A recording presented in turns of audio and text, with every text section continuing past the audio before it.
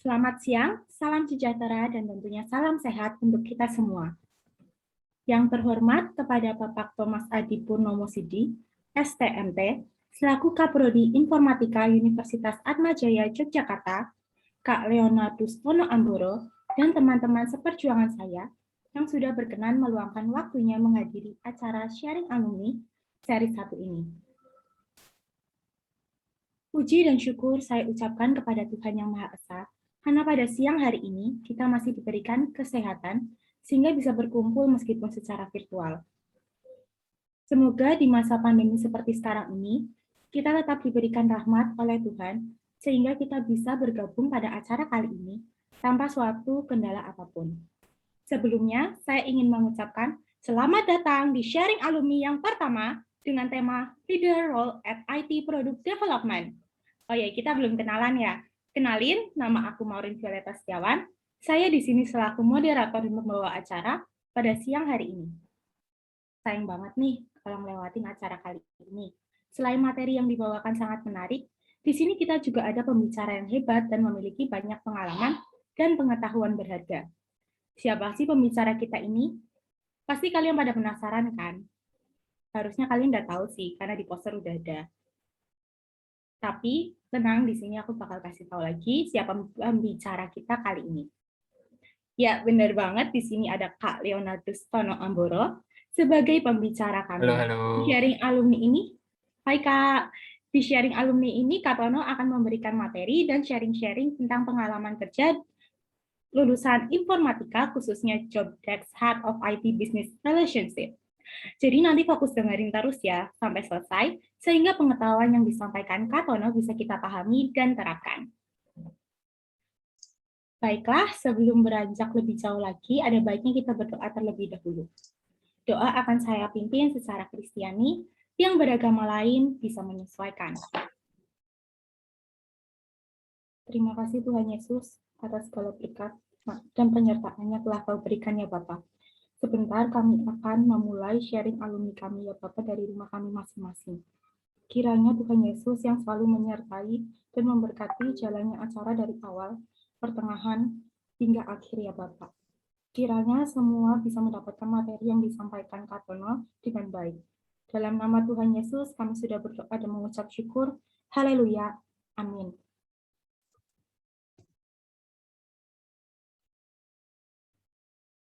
Baik, teman-teman, sebelumnya saya akan membacakan peraturan dari kegiatan sharing alumni 1 kali ini. Yang pertama, peserta berhak mendapatkan sertifikat dengan mengikuti serangkaian acara dari awal sampai akhir dengan baik dan mengisi absensi. Jadi jangan lupa nih absensinya diisi semua ya ntar. Yang kedua, peserta yang mengganggu jalannya acara akan dikeluarkan oleh panitia dan tidak berhak mendapat sertifikat. Yang ketiga, peserta diharapkan memiliki koneksi internet yang baik agar tidak mengganggu jalannya acara. Apabila terjadi kendala koneksi, bisa menghubungi Kak Juventius Andika Dwi Lesyanto dengan nomor 0813 3524 5359. Yang keempat, peserta diwajibkan menonaktifkan suara agar tidak mengganggu jalannya acara. Yang kelima, pada sesi Q&A, apabila ingin memberikan pertanyaan, dipersilakan menulis pertanyaan di kolom chat saat sesi tanya jawab dengan menggunakan format nama, strip, pertanyaan. Yang keenam, terakhir nih, peserta dapat menggunakan virtual background yang disediakan panitia sharing alumni seri 1 di The Role at IT Product Development. Virtual background ini dapat diunduh pada link yang tertera di kolom chat. Baik, itulah peraturan yang harus ditaati seluruh peserta dari awal sampai akhir acara ini. Untuk mengawali acara kita, marilah kita mendengarkan sambutan dari Ketua Himpunan Informatika UAJE tahun 2021-2022. Waktu dan layak dipersilahkan. Baiklah, terima kasih. Selamat siang semuanya. Salam sehat untuk kita semua. Perkenalkan, saya Wahyu Sutanto Pamungkas selaku Wakil Ketua Himaforka. Di sini saya akan mewakili Ketua Himaforka. Yang saya hormati Pak Thomas Adi Purnomo Sidi, STMT, selaku Kaprodi Informatika, dan Pak Leonardus Tono Amboro, selaku pembicara pada sharing alumni series pertama. Yang saya banggakan, jajaran panitia sharing alumni series pertama, dan kepada para peserta sekalian. Terima kasih telah menyempatkan waktunya untuk hadir di acara ini, khususnya kepada Pak Tono selaku pembicara yang akan membagikan pengalamannya selama bekerja di PT Astra International sebagai Head of IT Business. Acara Sharing Alumni Series pertama ini ditujukan kepada mahasiswa informatika UAJY dengan tujuan agar para mahasiswa mengetahui prospek kerja apa saja yang kiranya dapat dicapai oleh mahasiswa informatika UAJY. Sekaligus mengetahui lebih dalam mengenai sebuah pekerjaan dalam bidang IT yang dalam acara ini adalah Head of IT Business. Oleh karena itu, kepada para peserta sangat dianjurkan untuk bertanya apabila ada poin yang ingin dibahas lebih mendalam. Akhir kata, saya ucapkan terima kasih kepada para panitia yang telah bekerja sehingga acara ini dapat terlaksana. Apabila ada yang kurang dalam acara ini, saya selaku perwakilan panitia memohon maaf. Mungkin itu saja dari saya kembalikan ke moderator. Terima kasih, selamat siang. Terima kasih, Kak Sutanto. Selanjutnya, sambutan dari Kaprodi Informatika UAJY, Bapak Thomas Adi Purnomo Sidi, STMT, kepada Pak Adi, waktu dan layar dipersilakan.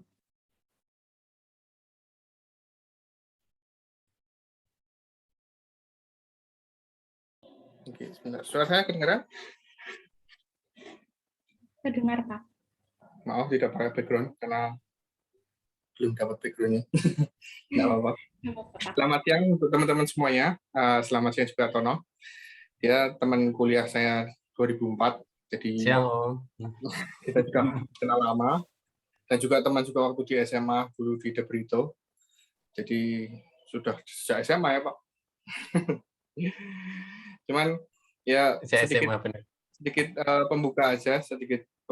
Jadi sharing alumni ini sebenarnya salah satunya selain untuk kita istilahnya mencari koneksi, mencari ilmu, sharing juga dari alumni kita juga ingin istilahnya mahasiswa kita tahu, oh nanti kalau ke depan itu kira-kira saya mau jadi apa toh. Nah, salah satunya ini kalau di tempat kerjanya Pak Tono yaitu di Astra.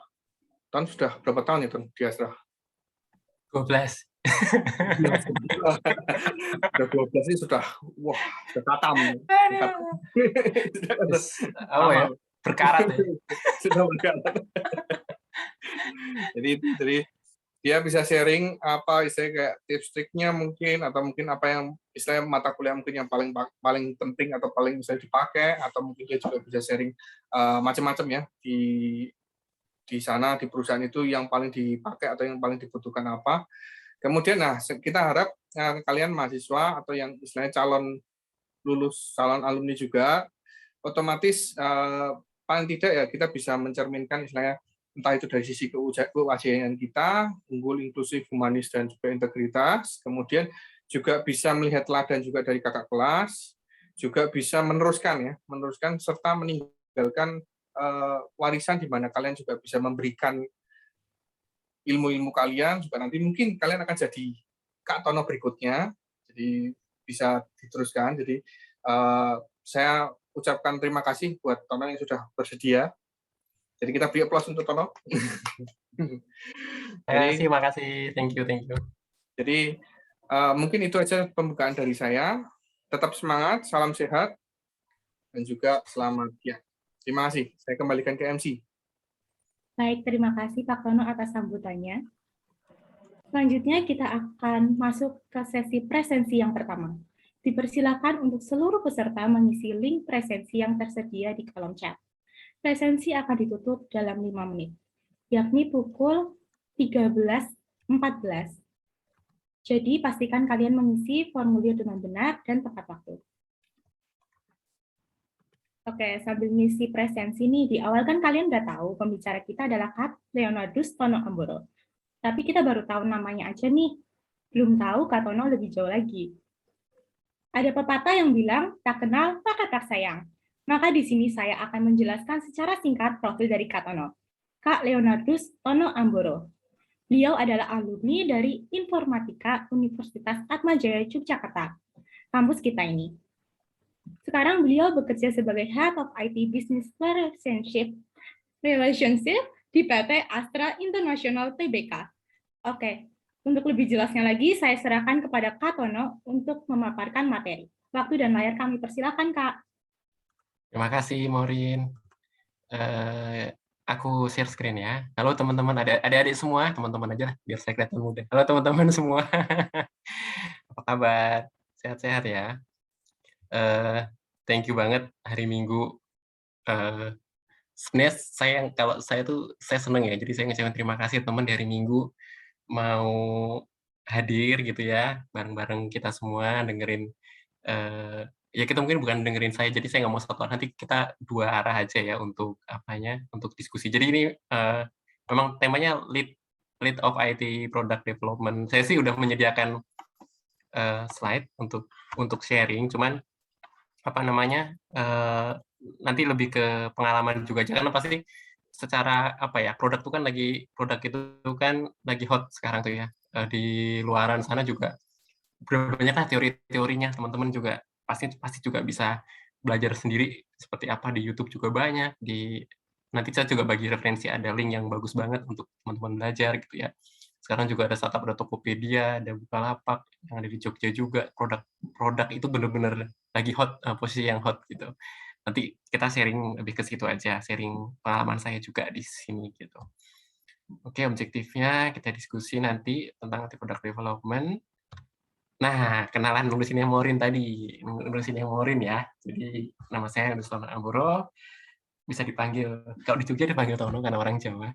Kalau di Jakarta namanya jadi Leo, biar agak kerenan sedikit lah gitu. Terus itu pendidikannya saya SMP-nya di Lampung, mungkin ada dari Lampung teman-teman di sini, apa kabar? Terus SMP-nya di Debrito Jogja, terus kuliahnya di Atma Jogja. Lulus tahun 2008, Yudisium 2008 sebenarnya, cuman mulai kerja 2009. Nah, itu tadi kan Thomas juga cerita tips and triknya gimana sih gitu, kok bisa, ya puji Tuhan waktu itu lancar ya. Jadi habis pendadaran itu saya pendadaran bimbing saya kebetulan Pak Ben sama Pak Edu, Pak Benjamin ya, Benjamin saya sama Pak Edu. Selesai pendadaran, terus lancar semua, ada revisi sekali dari Pak Edu, terus selesai revisi langsung proses tanda tangan. Nah, pas sampai ke Pak Irya, ke Pak Irya waktu beliau sebagai wakil dekan 1 kalau nggak salah.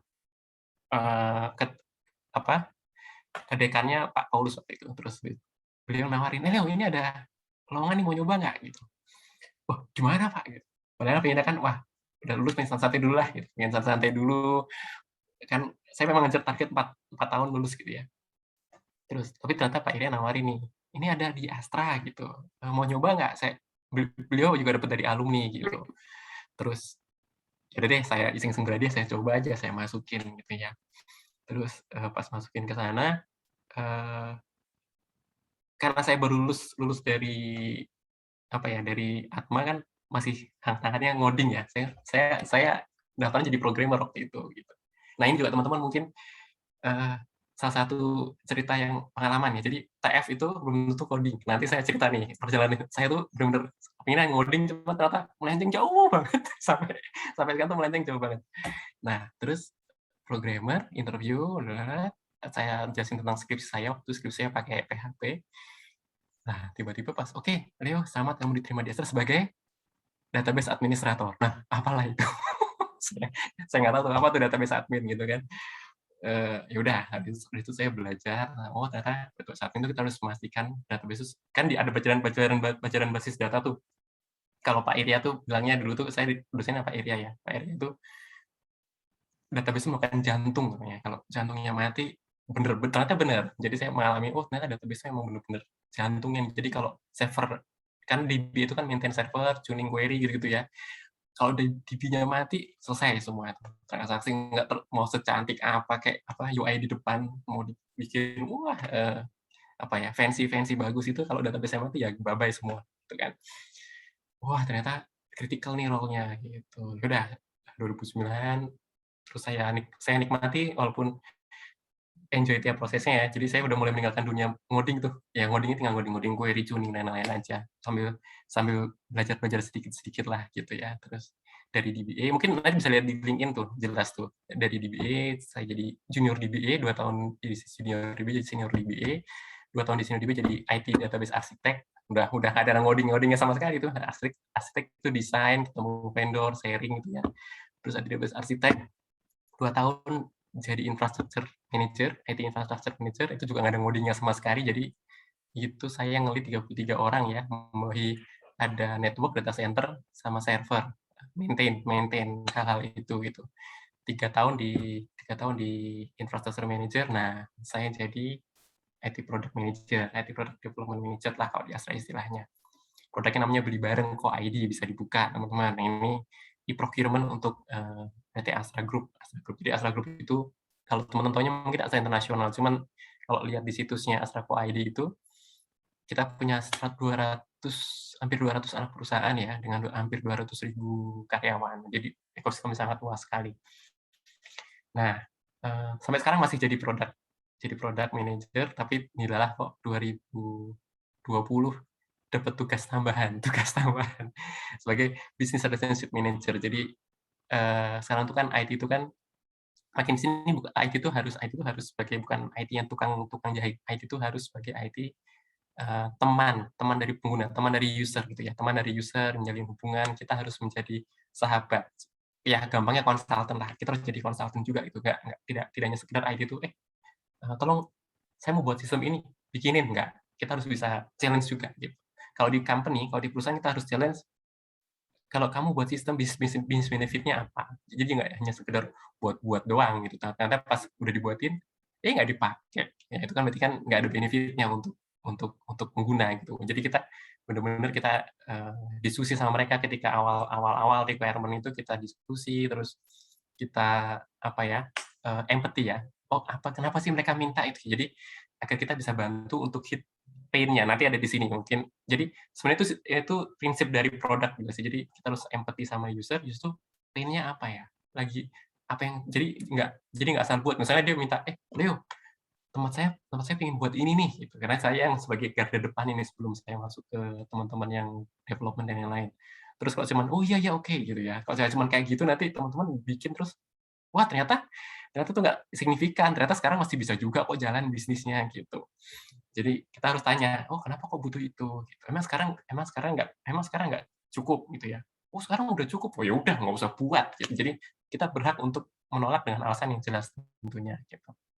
Oke, saya lanjut aja kalau gitu. Oh ya, saya juga sempat di PT Jatah Selambung ini magang sih. Jadi si Tuhan tuh 2006 itu saya bisa belajar SKS dan itu sendirilah karena magang di sini gitu ya. Gajinya cukup lumayan gitu.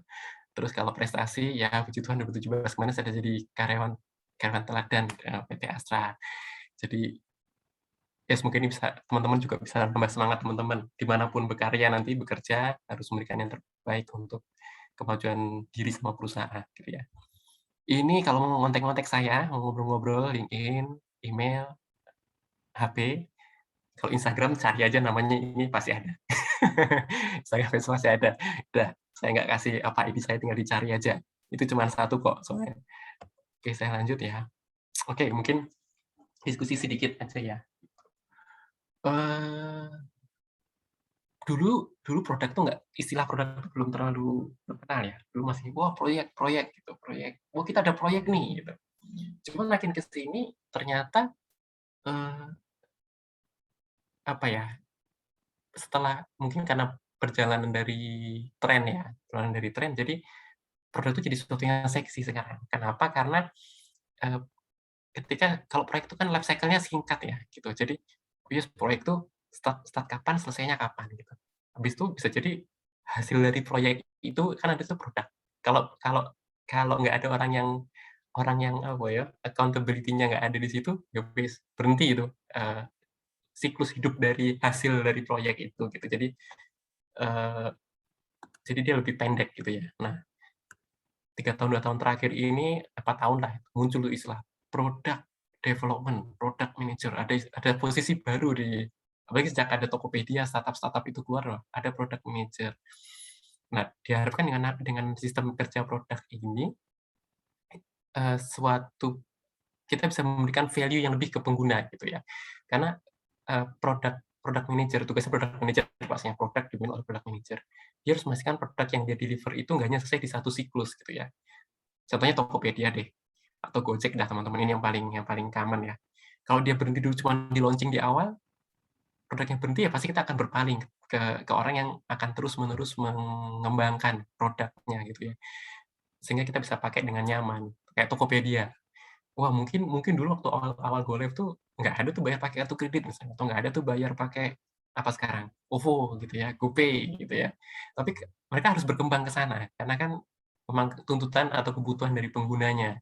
Nah, iterasinya juga harus terus berkesinambungan, produknya nggak boleh berhenti, sehingga life cycle produk lebih panjang. Jadinya memang kalau saya lihat sih lebih efektif ya. Kalau project ya udah, project itu di-lead oleh project manager, bisa jadi produk yang dihasilkan ya wes selesai selesai beres. Kalau nggak ada request lagi dari user, dari penggunanya, ya proyeknya nggak akan jalan lagi gitu. Sama kayak orang bikin jembatan dah. Saya mau buat jembatan menghubungkan sungai gitu ya, di atas sungai A gitu. Itu kan project. Selesai ya wes gitu kan. Tapi harusnya kan harus ada produk. Harusnya produk manajer siapa tuh? Bupati ya, bupati atau siapa yang ngeliatin, oh ini ternyata jalannya kok rusak ya gitu. Harus diperbaiki terus, iterasi terus. Misalnya, wah ternyata kurang lebar. Kalau disempitin terus ya orang-orang lama-lama, oh kok sempit ya, padahal kan load-nya semakin banyak. Nah itu butuh orang yang ngeliatin dan memperhatikan, namanya product manager. Nah, proyek itu nanti bagian dari product manager, karena product manager kan produk itu misalnya saya mau ngembangin fitur payment. Nah, itu langsung ada proyek. Nah, proyeknya, oh dari kapan sampai kapan gitu. Nah, project itu jadi project manager itu bersama dengan product manager untuk memastikan fitur atau value yang akan di-deliver oleh product manager terdeliver ke user gitu ya. Oke, saya lanjut. Nah, ini udah saya cerita tadi kan, jadi product development itu apa ya?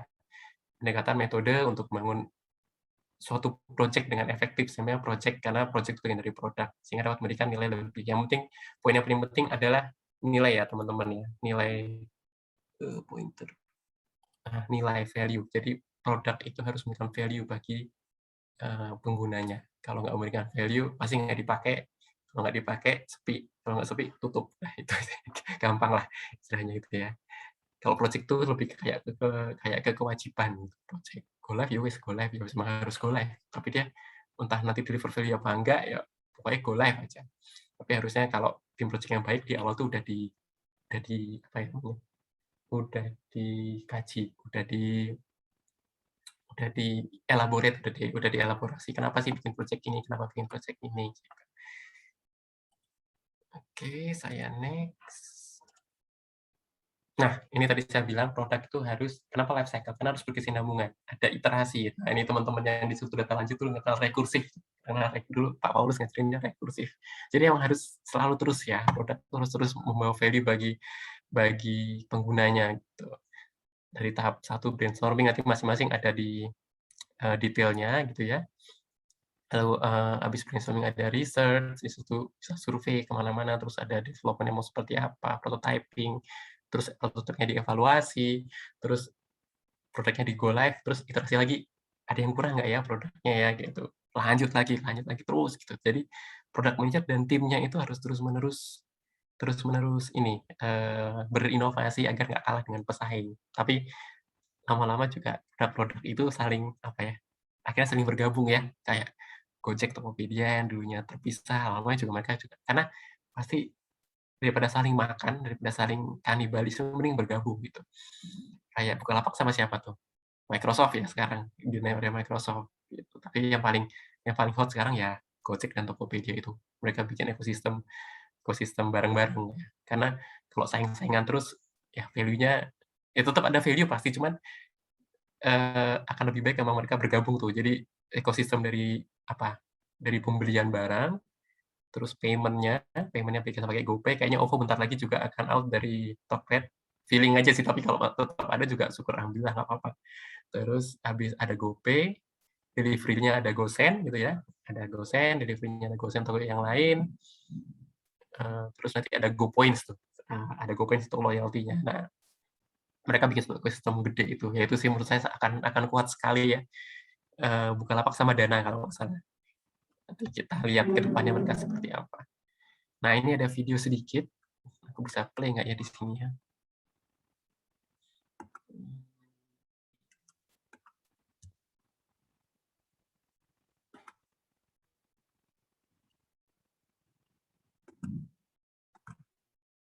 Oh, bisa di-play, oke. Ini salah satu yang mengagetkan, Jadi tahu ada unicorn baru, ajaib ajaib investasi. Nah, ini mereka menggali apa sih yang jadi pain dari user gitu ya, sehingga kok mereka keluar ingin buat software investasi gitu ya, ingin buat suatu produk untuk investasi. Tuh, oh, dan pensiun harus dipikirin. Jangan hanya berkutat dengan gaji, gitulah. Pokoknya yang pain kita gitu, pain yang mereka solve gitu ya. Oh ya teman-teman, produk juga hal yang baru bagi saya ya. Jadi produk itu saya baru berapa? 2015, baru 4 tahun. Baru 4 tahun saya megang megang produk gitu ya. Ya pasti saya juga masih eh, pasti saya juga masih belajar gitu ya. Masih belajar untuk apa ya kekurangannya, dan karena susah gampang gitu ya. Karena kita sebenarnya nggak hanya, nah ini juga melenceng dari IT itu. Kalau informatika belajarnya kan, informatika kita belajarnya develop develop software selesai gitu ya. Tapi enggak gitu. Dengan produk ini kita setelah develop selesai, nah itu harus kita harus pasarkan gitu ya. Kita harus gimana memasarkan produk ini sehingga menjadi value bagi pengguna gitu.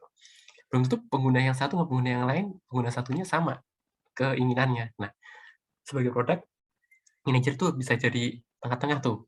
Kita harus belajar, wah gimana agar produk ini bisa nge-solve pain dua-duanya ya gitu. Bisa jadi pain di sisi yang satu, oh bukan pain di saya nggak butuh ini produk ini gitu. Cuman ya kita kayak belajar negosiasi gitu. Ada yang bilang produk ini tuh harus punya jiwa entrepreneur. Itu juga saya pasti belajar karena saya berangkatnya dari teknis, dari informatika, tapi ya syukur puji Tuhan selama 4 tahun ini produknya masih jalan ya. Mau keempat karena 2018 udah 3 tahun, udah 3 tahun produknya masih jalan dan udah ada penggunanya juga, transaksinya juga lumayan. Ya semoga bisa terus gitu aja. Oke, tahap 1 tadi kita drill down satu persatu, brainstorming dan ideation. Nah, ini bisa dibaca. Jadi kita harus tahu siapa pelanggan saya, terus tadi pain-nya apa yang mau kita sembuhin, nanti cara masarinnya gimana, terus gimana kita make sure memastikan produknya diterima pelanggan. Jadi ini coret-coretan. Jadi tim produk itu, ada product manager, ada product analis, ada developer-nya, ada acquisition-nya, bahkan kadang-kadang ada quality assurance-nya, testernya untuk diskusi aja gitu. Nanti bisa juga diskusi sama stakeholders-nya ya, yang punya bisnisnya gitu. Yang punya bisnisnya gitu. Jadi bener nggak sih stakeholder-nya sama nggak sih, arahnya sama nggak gitu. Dengan user-nya sama nggak. Karena kalau stakeholders dan user kita bisa nemuin celahnya sama, itu lebih enak produknya untuk jalan gitu ya. Kecuali CEO-nya kita ya, teman-teman. Kalau CEO-nya yang bosnya kita ya, kita bisa nentuin sendiri dengan kita sama penggunanya. Cuman kalau di corporate itu, product manager yang di corporate kayak di Astra itu ada stakeholders-nya, ada yang punya ada bosnya lagi. Jadi kita harus diskusi juga dengan mereka gitu ya. Mungkin nggak selincah kalau di startup ya, cuman itu mau nggak mau harus kita telan gitu ya, mau kita nikmati. Nah ini timnya tadi saya cerita, ada stakeholders, ada product manager-nya, ada product analysnya. Product analyst sebenarnya BPA ya, business analyst. Ada developer-nya yang tempat ngoding-nya sama acquisition-nya. Acquisition itu lebih ke marketing.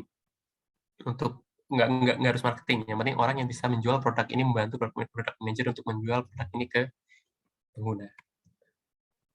Nah ini tools-nya SWOT analisis, jadi kita harus kekuatan produk kita apa sih? Gitu.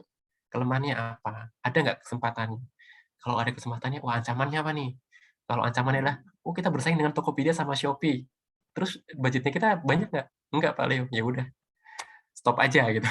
Karena itu kayak menggarami peribahasa ya, menggarami air laut gitu. Jadi kalau kita ingin bersaing dengan Tokopedia dan Shopee, kita harus cari market atau tempat peluang di mana ya mereka belum ada. Karena pasti kalau kita anak baru ya bikin produk kayak Ajaib tadi deh. Ajaib tadi kan dia ngincer investasi. Yang mana Tokopedia sama Shopee nggak ada tuh investasi. Akhirnya dia jadi unicorn. Coba dia juga bikin marketplace kayak Tokopedia sama Shopee. Belum tentu dia jadi unicorn. Karena kita udah mau belanja, oh ke Tokopedia deh, belanja, oh ke Shopee deh, gitu. Nah, seperti itu. Jadi dia bilang, oh ada opportunity-nya nih, belum ada software tools investasi yang harus tersertifikat OJK misalnya. Ancamannya apa? Oh kita masih pemain sendiri nih. Ya udah, mereka langsung bikin cepet, gerak cepet, terus akhirnya langsung cuma 2 tahun ya, kalau nggak salah 2 tahun apa 2,5 ya jadi unicorn gitu ya. Keren sih. Oke, setelah tadi brainstorming, nah kita harus research tuh, bener nggak sih apa yang ide-ide kita harus kita buktikan ke pasar gitu ya.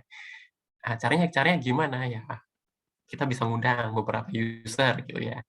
Boleh teman, boleh di luar teman gitu ya, atau survei, bikin survei di Google Maps, disebar gitu. Nah, nanti dengan begitu banyak masukan-masukan sehingga kita semakin kaya nanti produknya sebelum kita membuat suatu konsep untuk produknya gitu ya. Nah, jangan lupa juga analisa pesaing tadi. Jadi pas tadi yang udah di fase 1 kita tahu pesaingnya siapa, fase 2 kita analisa lebih dalam. Dulu kalau tempat saya itu ngundang alumni dari startup-nya, kita undang, udah cerita gitu, oh ternyata seperti itu gitu. Jadi banyak cara lah, nanti teman-teman bisa kalau memang tertarik di produk, kan Tokopedia lagi buka di Jogja tuh, coba aja di sana gitu ya. Ada anak Atmajaya juga di sana tuh, jadi lead-nya developer. Nah ini toolsnya, toolsnya sekarang ada namanya metode design thinking gitu ya. Kalau dijelasin sekarang bisa sampai maghrib mungkin nggak selesai thinking.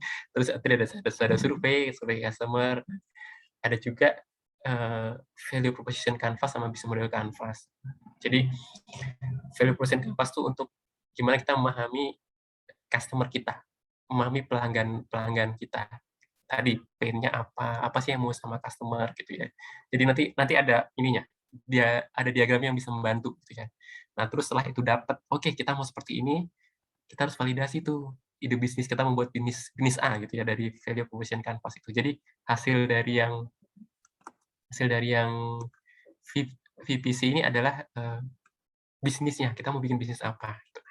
Habis itu divalidasi di bisnis model canvas ini.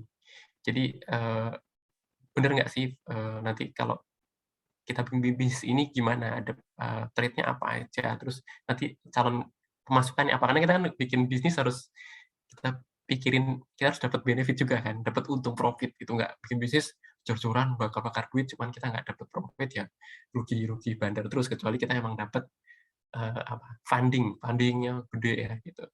Nah itu fundingnya nanti gimana, customer-nya seperti apa gitu, seperti itu. Lanjut. Nah ini value proposition canvas kecilan ya. Kalau kecilan mungkin bisa di zoom di sana. Ini contohnya produknya parfum, Maynard Perfume gitu ya. Nah, pertama customer segmennya siapa dulu nih? Oh, kita segmennya ke pria deh, umur 25-40. Nah, yang dimau oleh pria itu apa? Gensnya apa? Oh, saya pengen parfum aroma enak, terus parfumnya nggak dingin, parfumnya sesuai dengan kepribadian, tahan lama gitu. Terus pria ini jobnya apa sih? Ternyata dosen, ini mungkin Pak Thomas nih, dosen muda, pengusaha juga, peneliti bahan alami sama penggiat minyak. Ini contoh ya, itu ada referensinya bisa dilihat. Terus tapi pains-nya apa dengan parfum yang ada sekarang di pasar? Oh, ternyata yang sekarang itu atau yang mereka dia udah beli itu tabnya mudah bocor. Terus stikernya sering lepas nih gitu. Dusnya kurang menarik gitu. Nah, ini dapat dari kita ngundang orangnya ya gitu. Nah, ini sejajar nih. Dari gensnya ini gimana agar kita gen yang dimau oleh customer, bisnis kita bisa provide. Bisa kita kasih. Oh, ternyata kita harus ini bisa dibaca sendiri gitu ya. Agar parfumnya nggak dingin, berarti kita penggunaan pelarutnya selain alkohol gitu. Jadi kita solving di sana. Nah, terus pain-nya itu apa yang kita solving di bisnis kita gitu ya. Oh, sablon, stiker harusnya kualitasnya baik, klapnya harus terkunci mati dan metodenya injeksi gitu. Dari gain creators dan pain relievers ini barulah kita bisa mendefine produk kita mau ngapain. Oh, produk kita ingin buat produk yang jualan parfum yang nggak dingin, tahan lama, tidak bocor. Jadi itu ya ceritanya teman-teman ya, cara berceritanya, alurnya gitu. Oh, kita ingin bikin produk yang kemasannya baik, kemasannya bagus. Kita ingin bikin produk yang seperti itu. Nah, setelah itu divalidasi di ini bisnis model kanvasnya. Jadi value proposition, sorry ini berbeda bisnisnya ya. Jadi saya nggak nemu yang tadi soalnya. Jadi ini bisnisnya namanya strawberry nih, kayaknya cemilan strawberry gitu. Jadi dari VPC tadi masuk VP-nya tadi, yang produk tadi dikopas ke sini, yang ini, yang sebelah kiri ini, langsung masukin ke sini. Kita mau ngapain? Terus kita mau ke customer-nya seperti apa? Channels-nya apa aja? Kita mau jualan lewat e-commerce, mau jualan lewat koran gitu ya. Terus segmen customer-nya apa? Kalau tadi kan segmennya adalah pria muda 20-40 tahun. Terus aktivitas kunci-kunci kita apa? Kayak tadi kan aktivitas kunci kita pingin bikin bahan baku minyak atsiri rempah, terus kita pingin sablon dengan stikernya kualitasnya yang baik gitu-gitu ya. Jadi tinggal pindah-pindah ini teman-teman. Nanti key partnernya siapa? Kalau sablon berarti tukang sablon yang baik gitu ya. Terus misalnya nanti tukang buat injeksi yang baik gitu. Jadi seperti itu. Nah, ini cost structure-nya gimana? Cost structure-nya tadi modalnya apa aja sih untuk membuat itu semua? Ditulis semua. Nah, habis itu revenue stream-nya apa? Nah, ini yang tadi saya cerita. Kita harus untung juga, profit kan. Jadi kita harus profit juga gitu. Mungkin nanti tanya di terakhir ya, Maureen ya? Atau langsung ada yang mau tanya boleh langsung atau nanti di terakhir ya? Nanti ada sesi Q&A-nya. Oke, sip. Saya lanjut berarti ya. Nah, setelah jadi tadi konsep dapat masukan dari usernya, kita udah nentuin ya, kita pengen bisnisnya seperti apa, terus sudah divalidasi. Nah, kita harus bikin konsepnya. Ini baru ini konsep development. Konsep development belum developnya, ini baru konsepnya. Konsepnya adalah kita pengen metode development-nya apa. Sekarang kan apa? Agile atau waterfall gitu ya. Itu pilih di sini. Terus kita juga hitung-hitungan biayanya untuk buat. Kita butuh berapa orang, gitu. Dengan produk ini, semuanya udah kita butuh berapa orang, gitu ya. Terus kita identifikasi resource kita, cukup nggak? Kalau nggak cukup ya, nambah orang. Tapi kalau misalnya nggak bisa nambah orang ya, timeline kita harus kita sesuaikan. Oh, ternyata baru bisa go live di tanggal sekian. Gitu.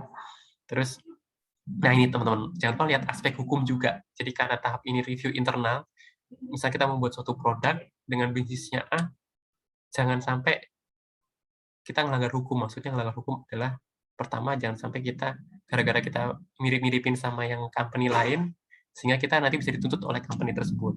Atau yang kedua, gimana caranya kita harus misalnya kita mau bikin marketplace gitu, nyanyiin Tokopedia.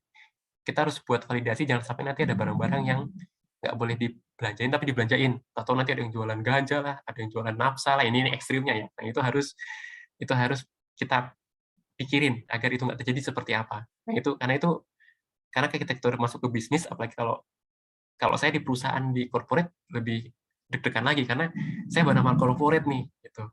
Kalau ada apa yang kena adalah corporate-nya. Ya saya juga kena sih, tapi karena ada nama corporate. Jadi benar-benar harus klik dulu sama hukumnya gitu ya. Nah, kok teman-teman entrepreneur bikin sendiri ya yang kena teman-teman sendiri gitu nanti, tapi tetap harus diperhatikan ya gitu.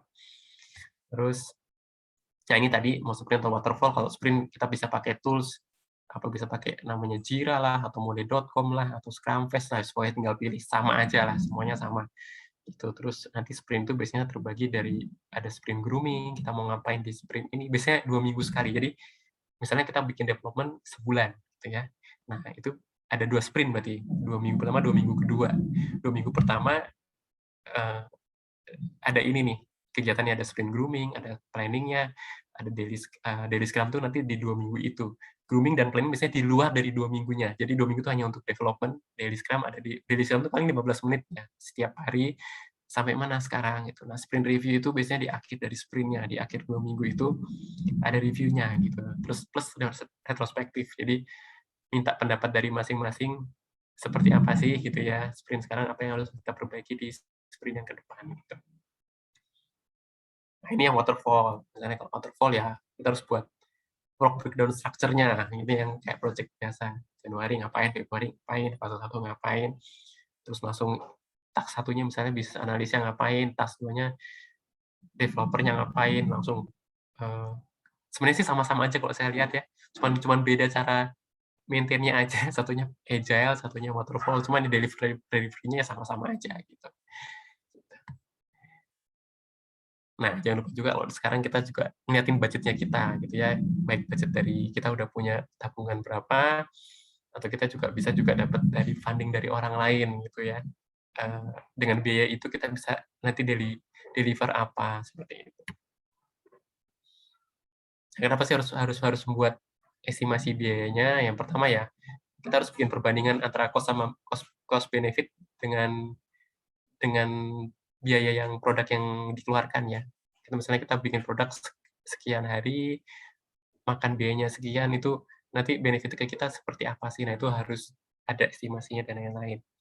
Gitu. Yang kedua ya pastinya agar budget yang kita punya cukup untuk menjalankan proyeknya dengan produknya.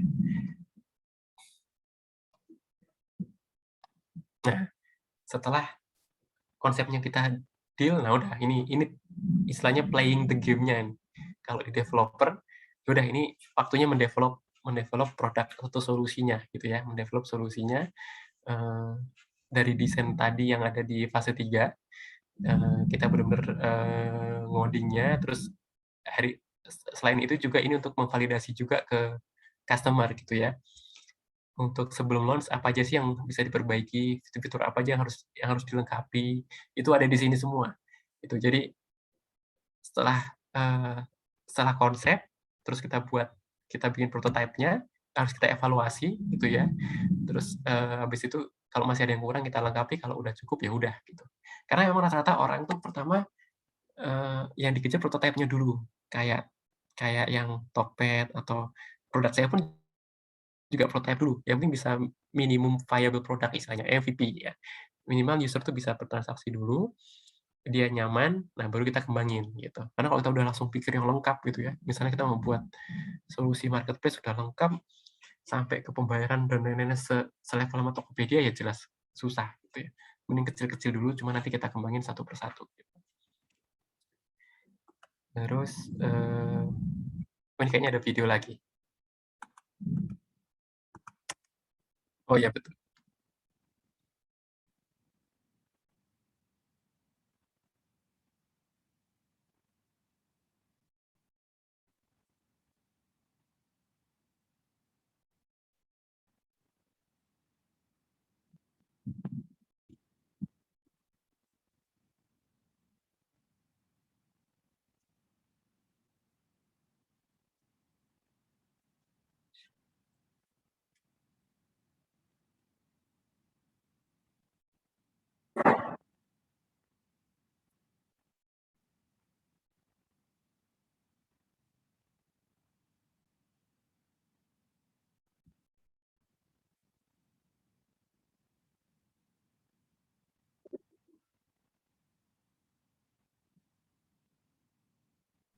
Mohon maaf, Pak Tono.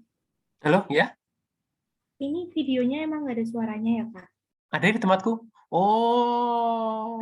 Nggak kedengeran suaranya, Kak. Enggak. Saya yang salah. Iya, share sound. Belum diklik share sound ternyata. Bentar ya, saya ulangi ya. Terima kasih, Kak. Sama-sama, sorry ya. Aku dengan PD-nya aja tadi. Share sound.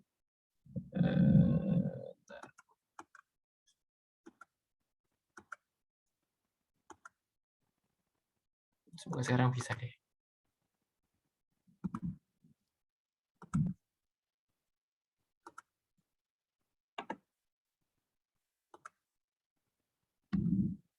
Jadi di sini ya.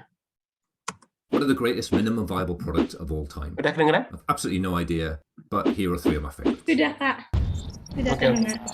Hi, this is Gary. Welcome to Oh, tadi Development juga nggak. Affairs. Ini berarti yang... Today we're going to take a look Nggak apa-apa. at 3 of my favorite examples Jadi of ini dari minimum viable YouTube, di YouTube products. juga ada, teman-teman. Jadi Before diving in, let's establish some ground rules for a proper MVP itu MVP. It's mereka got to be mungkin minimal, ada it's got to 3 be MVP yang viable, bagus. and it's got to be Kita a... tonton aja, Pak. Actually, no, it doesn't have to be a product. I'll be showing you a great example of a non-product in a minute or two. It has been argued that the word product in MVP is unhelpful. Steve Cohen has made a strong case for using the word experiment instead, and I have to say I agree. But for now, let's stick with the P and temporarily redefine it to premeditated, meaning that the MVP must be a deliberate attempt to learn about the market. This rules out cases that look like MVPs in retrospect, but were really full products that just happened, to everyone's surprise, develop into something big. Let's get going, starting at number 3. It's buffer. Buffer is an application that makes it easy to share content on social media. Way back in the beginning, they put these 2 pages on their website. It's a test, certainly, but at this point, not quite an MVP. The next version was better. They slotted this page in between the other 2 pages. Now visitors to the website are not just saying, this is interesting, they're saying, I want to buy this. In fact, there was nowhere for anyone to input credit card details or payment details of any kind, but anyone who got this far was at least prepared to think about parting with their money. As co-founder Joel Gascoigne.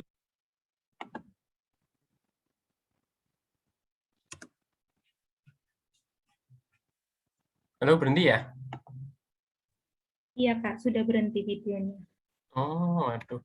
Ya, nanti bisa dilihat ini deh ya. Saya Said, oh, after this jalan. result, I didn't hesitate to start building the first minimal version of the real functioning product. Minimal, yep. Viable, yep. Premeditated, yes, definitely. This was definitely an experiment. Buffer has gone on from this MVP to do really quite well. Its current valuation is something close to $400 million. Moving on to number 2, it's Dropbox. Dropbox, as I'm sure you know, is a file synchronization service. Edit a file on your desktop, and seconds later, it's updated on all of your other devices. Rewind to the very early days of Dropbox. The team, entirely composed of techie types, had the basic synchronization working. That was the easy bit. The hard bit was going to be to achieve the same trick on every platform, Mac, Windows, Android, iPhone, etc., etc. Given that the team was all technical types, you'd have put your money on them diving straight in. Drew Houston, the CEO, did something surprising. He made a video. The video, just 3 minutes long, demonstrated the sync process end to end. But it was more than just a simple demo. It was full of techie in-jokes designed to appeal to early adopters. Where you'll see that not only are the changes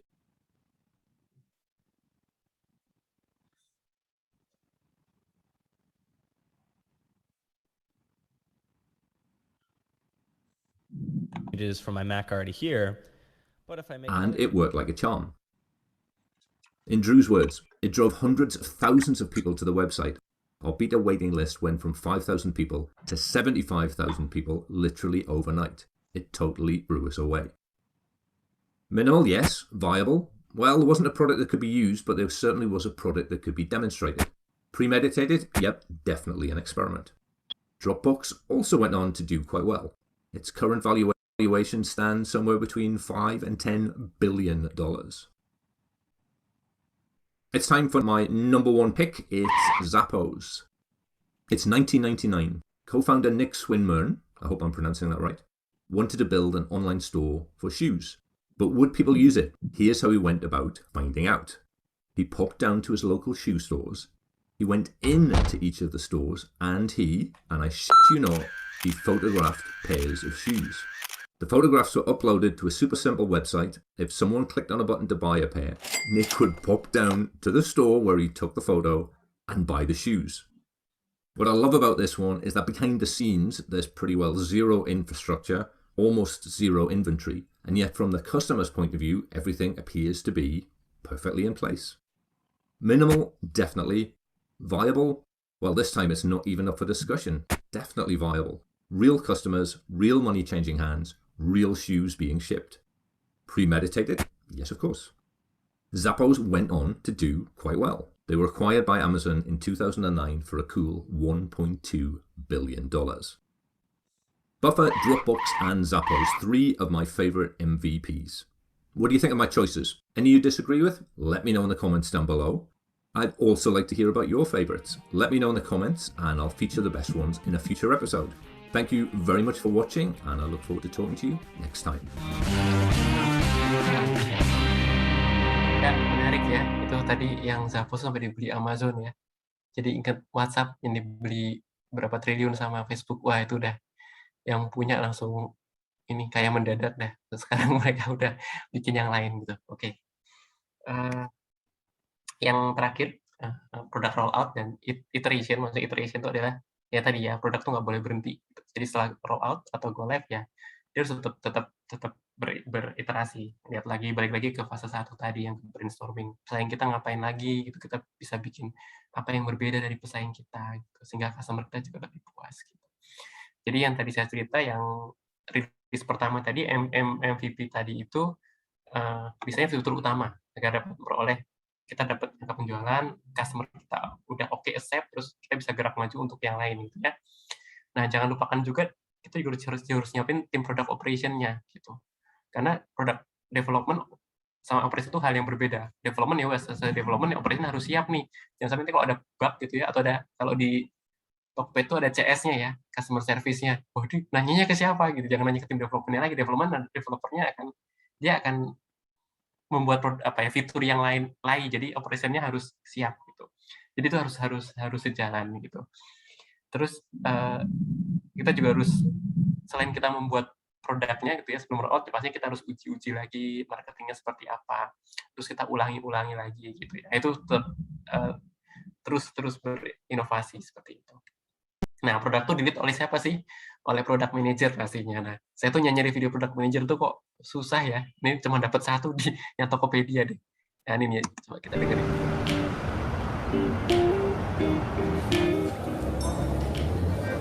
Terus gimana? Cerita dong hasil interview user yang kemarin. Nah itu dia, gara-gara datanya belum lengkap, kita masih belum tahu sebenarnya fitur ini dibutuhin sama user atau enggak. Nah ini sebenarnya project buat apa sih?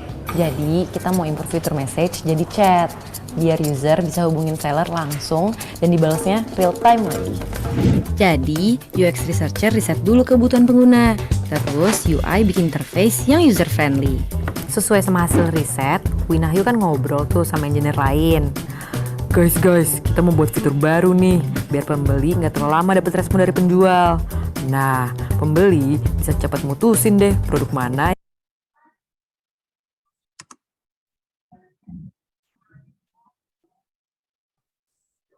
Stop ya. Nah, bener-bener dia butuhin. Dia juga minta insight dari tim bisnis, termasuk soal strategi promosi fitur ini. Abis itu, user testing, kumpulin feedback, ngecek UI UX, development, bug bash, sampai launching fitur juga dipikirin sama Winahyu dan tim produk. Kalau salah ngerjain apaan? Jangan-jangan lo gabut lagi? Boro-boro. Asal lo tau nih ya, tadi tuh gue meeting dadakan sama Harvey, gara-gara ada laporan dari user tentang bugs di homepage. Terus Harvey ngomong gini, user masuk ke homepage Tokopedia lewat Android. Pas dia mau klik banner promo, loadingnya lama banget. Terus muncul tulisan, page cannot be loaded, please try again. Nah, akhirnya dia hubungin gue sama anak-anak engineer yang lain kan. Terus kita discuss deh, masalahnya apa, nyelesainnya gimana. Untung aja si Harvey cepet koordinasi sama tim ops. Jadi, dia bisa langsung kasih tau detail bugs-nya kan. Akhirnya, masalah bisa selesai dalam 10 menit. Kalau gue sih sekarang lagi ngerjain My Bills bareng sama Gaby. Fiturnya udah launch, tapi masih perlu iterasi UI UX biar makin enak dipakai. Kemarin kita udah coba present prototype design ke Gaby, tapi katanya kita harus benerin nih. Ada beberapa hal yang gue tes, tapi masih kurang engagementnya ke user. Gue ke kalian sore ya, ada meeting nih buat develop fitur donasi bencana. Sorry banget soalnya ini harus selesai cepet. Kalau gue gak ada di meja, chat gue aja ya. Tapi bener loh, ternyata langsung set, 1 hari jadi. Sabi banget ya, ngurus feature udah kayak ngurus anak sendiri gitu. Tapi salut sih gue sama product owner yang terlibat di feature ini. Asli, soalnya bener-bener ngaruh ke kehidupan sehari-hari gak sih? Mungkin feature tuh cuma sebagian kecil ya dari apa yang kita kerjain. Tapi dampaknya tuh besar banget kan? Buktinya jadi lebih gampang ya ngapa-ngapain. Luar biasa sih emang tanggung jawab pekerjaannya. Apalagi pintu jadi terbuka lebar buat mereka ngasih impact. Dan manfaatnya nyata bagi orang lain. Ya, nggak harus Tokopedia teman-teman ya, di Astra juga bisa. Saya jadi promosi juga. Oke. Ya, cukup ya teman-teman, nanti ada forum Q&A-nya silahkan dibuka. Kalau ini referensinya, yang beberapa udah ada di slide, tinggal kalau dan ini direkam ya, nanti bisa di-share. Terus juga saya rekomendasikan satu link Mind the Product. Ini lengkap banget. Jadi yang memang berniat jadi produk apapun ya, mau produk engineer, mau produk manager, mau data, itu ada semua di situ. Tinggal tinggal di explore aja. Oke, dari aku cukup. Mbak Maureen sama teman-teman. Mungkin Q&A-nya mau yang apa ya? Mau yang sesuai ini silakan, mau yang enggak juga silakan gitu ya. Mau nanya tentang pekerjaan juga silakan, yang lain juga, atau historinya dulu gimana waktu di infra, silakan. banyak yang bisa kita diskusiin. Ayo, monggo. Tadi sharing dari Kak Tono ini inspiratif banget loh. Terus ngasih kita para mahasiswa informatika ini motivasi buat belajar lebih lagi. Terus jadi Ya, bisa harus. tahu matang buat ke dunia kerjanya ya Kak. Ya. Terus kita juga ngerti nih di database itu nggak cuman harus tahu kebutuhan pelanggannya apa, tapi harus ada benefitnya dari sistem tersebut. Habis itu nggak cuma nyampe situ aja kan Kak, tadi barusan kan kita nonton nih, tetap harus dikontrol kebutuhan pelanggannya, benar kan Kak? Betul. Baik, itu sebenarnya di semua posisi ya, di semua posisi harus seperti itu. Di semua posisi harus seperti itu. Jadi nggak hanya kita sebagai developer pun juga seperti itu. Developer, teman-temannya kita siapa sih? Teman kita ya bisnis analis kan biasanya kan. Bisnis analis itu ya pasti kita tanya ke mereka, kebutuhan user apa lagi sih gitu. Terus kalau bisa kita harus deliver yang program yang paling baik ya, sehingga user juga tanpa bugs, usul tanpa bug. Tapi bug sesuatu yang nggak bisa dihindari sih. Pasti ada, cuman ya tinggal nanti sebesar apa bugnya, sehingga kita bisa fixing lebih cepat sih. Itu aja. Terima kasih Kak. Sama. Iya Kak. Sekarang saya akan membuka sesi Q&A. Teman-teman yang ingin bertanya bisa tuliskan pertanyaan di kolom chat dengan format nama strip pertanyaan ya. Ayo, tanya yuk. Yuk, tanya yuk. Ini ada tadi saya sempat lihat si Jo Tamba juga ya. Dulu saya di kontak dia ngisi inisiasi. Ada juga tadi kayaknya. Orangnya sama nggak? Oh, udah nggak ada.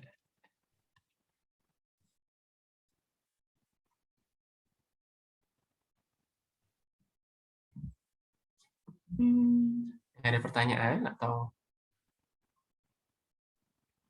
Apa dari panitia ada yang mau tanya? Bisa banget nih. Atau dia mau ke Astra? Duh. Ini teman-teman rata-rata semester berapa nih? Semester akhir ya? Aku masih baru semester 1, Kak. Waduh, tadi kan mau kuliah lagi. Iya. Ya semester akhir tuh, kalau mau ke Astra nanti boleh titip CV sama saya, nanti mau apa posisinya. Oh, itu tuh, Erik Marcelino tuh. Pertanyaan dari Erik. Maaf. Tips-tips biar lulus wawancara apa nih, Kak? Ada yang tanya, Kak? Nggak apa-apa.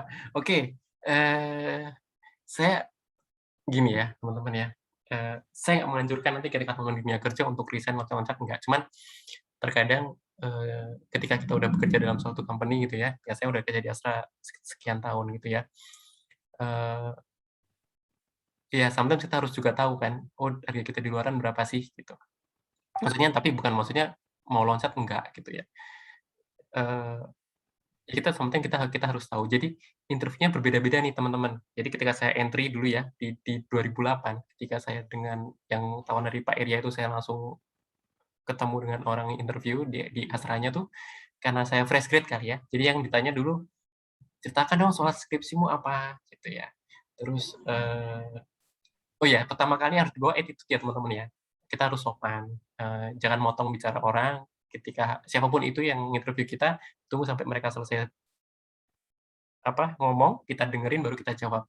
Dan jawabnya juga jangan kemana-mana. Misalnya pertanyaan hanya jawabannya iya dan tidak, ya jawabnya iya dan tidak juga. Jangan, oh iya Pak, tapi wow langsung cerita. Oh itu malah mereka kadang-kadang, loh kan tanya saya kan cuma iya atau enggak gitu. Jadi kita ikutin aja flow-nya gitu ya. Nah, dulu saya masih bahasa Indonesia, cuma kayaknya sekarang udah mulai mix tuh. Kalau dapat yang HR yang pingin bahasa Inggris, ya dia akan terus pakai bahasa Inggris. Itu juga teman-teman juga harus latih ya. Di YouTube juga ada caranya gimana. Terus kalau Astra kayaknya itu masih bahasa Indonesia kok. Cuman ada beberapa usia yang memang harus pakai bahasa Inggris. Nah, dulu saya di A1 lucu. Jadi ketika saya di A1, saya memang tipikal orangnya adalah ketika saya mau ketemu dengan seseorang atau mau ke suatu tempat tuh saya pelajarin tuh tempat ini apa sih gitu. Atau orang ini ngapain sih, orang ini kerjanya apa sih, dulu tuh seperti apa sih. Sosmednya seperti apa, bukan maksudnya untuk kepo enggak. Cuman bener, karena ketika saya kemarin di Astra itu pertama kali saya ditanya, kamu tahu Astra ini apa? Wah, untuk aku udah baca tuh situsnya. Jadi, oh iya Astra, jadi saya bisa cerita ya gitu. Oh, Astra itu perusahaan yang gini. Terus visi misinya ini. Kaget, interviewnya kaget. wah ini jarang-jarang ada orang yang tahu visi misinya Astra katanya. Terus ya karena emang kita harus study dulu karena pertanyaan seperti itu kadang-kadang kalau HR-nya quote unquote jahil gitu ya, atau user yang jahil pasti ditanyain.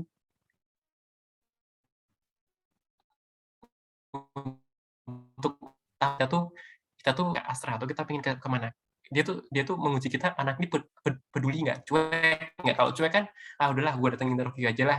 Tapi pas tanyain, tahu nggak Astra tuh apa? Wah enggak gitu. Nah itu jadi nilai minus. Cuma kalau pas kita tanya, tahu nggak Astra tuh apa? Oh tahu, Astra tuh ini, punya perusahaan ini. Nah itu ada semua di situsnya kan.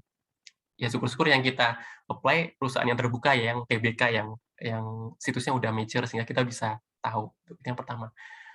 Itu yang kedua. Yang ketiga, ini nih, kadang-kadang tuh di akhir interview tuh ada pertanyaan, apa sih keunggulan dan kelemahanmu gitu ya.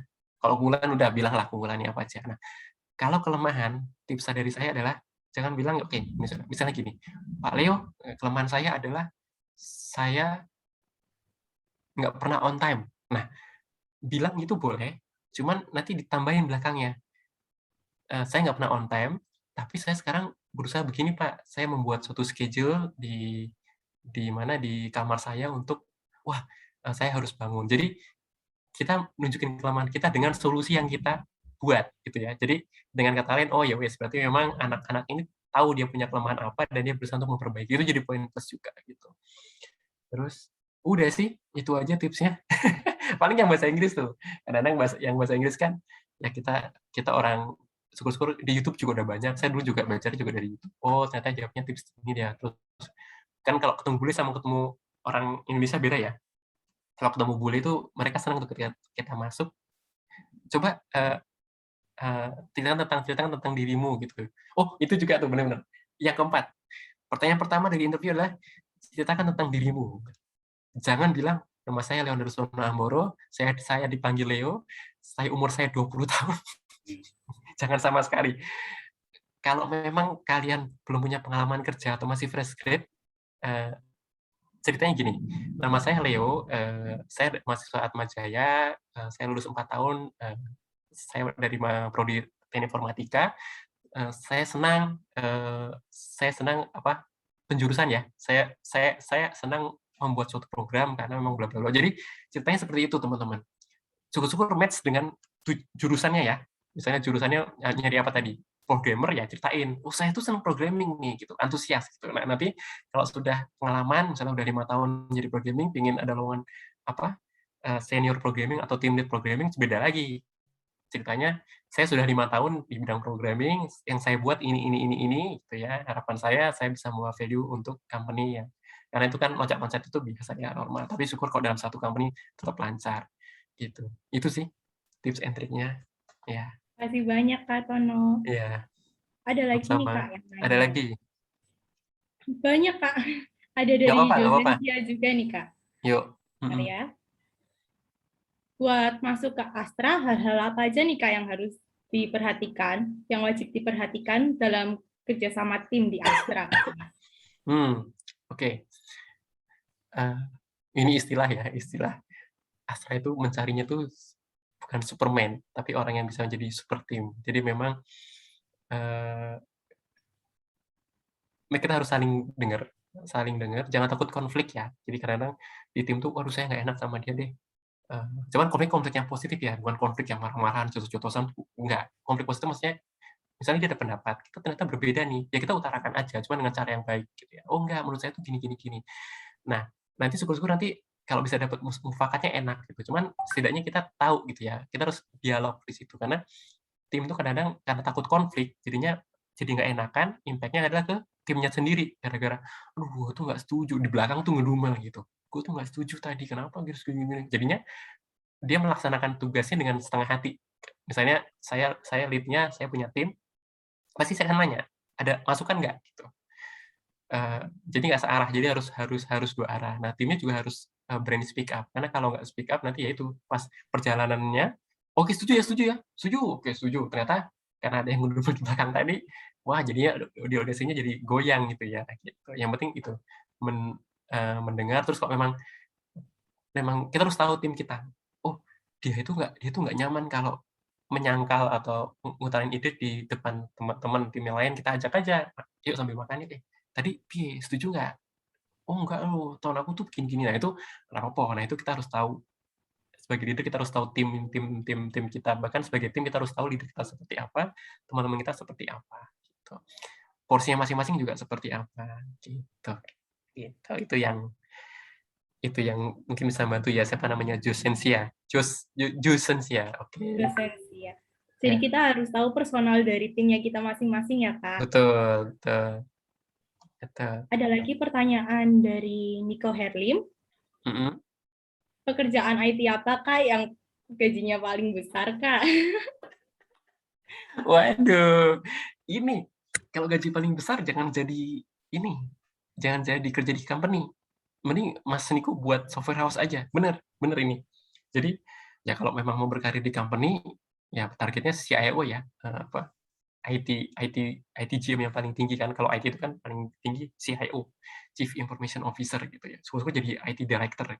Tapi kalau di luar negeri itu CIO satu level dengan IT Director. Cuma kalau di Australia itu nggak ada CIO, ada lagi IT Director-nya. Gitu.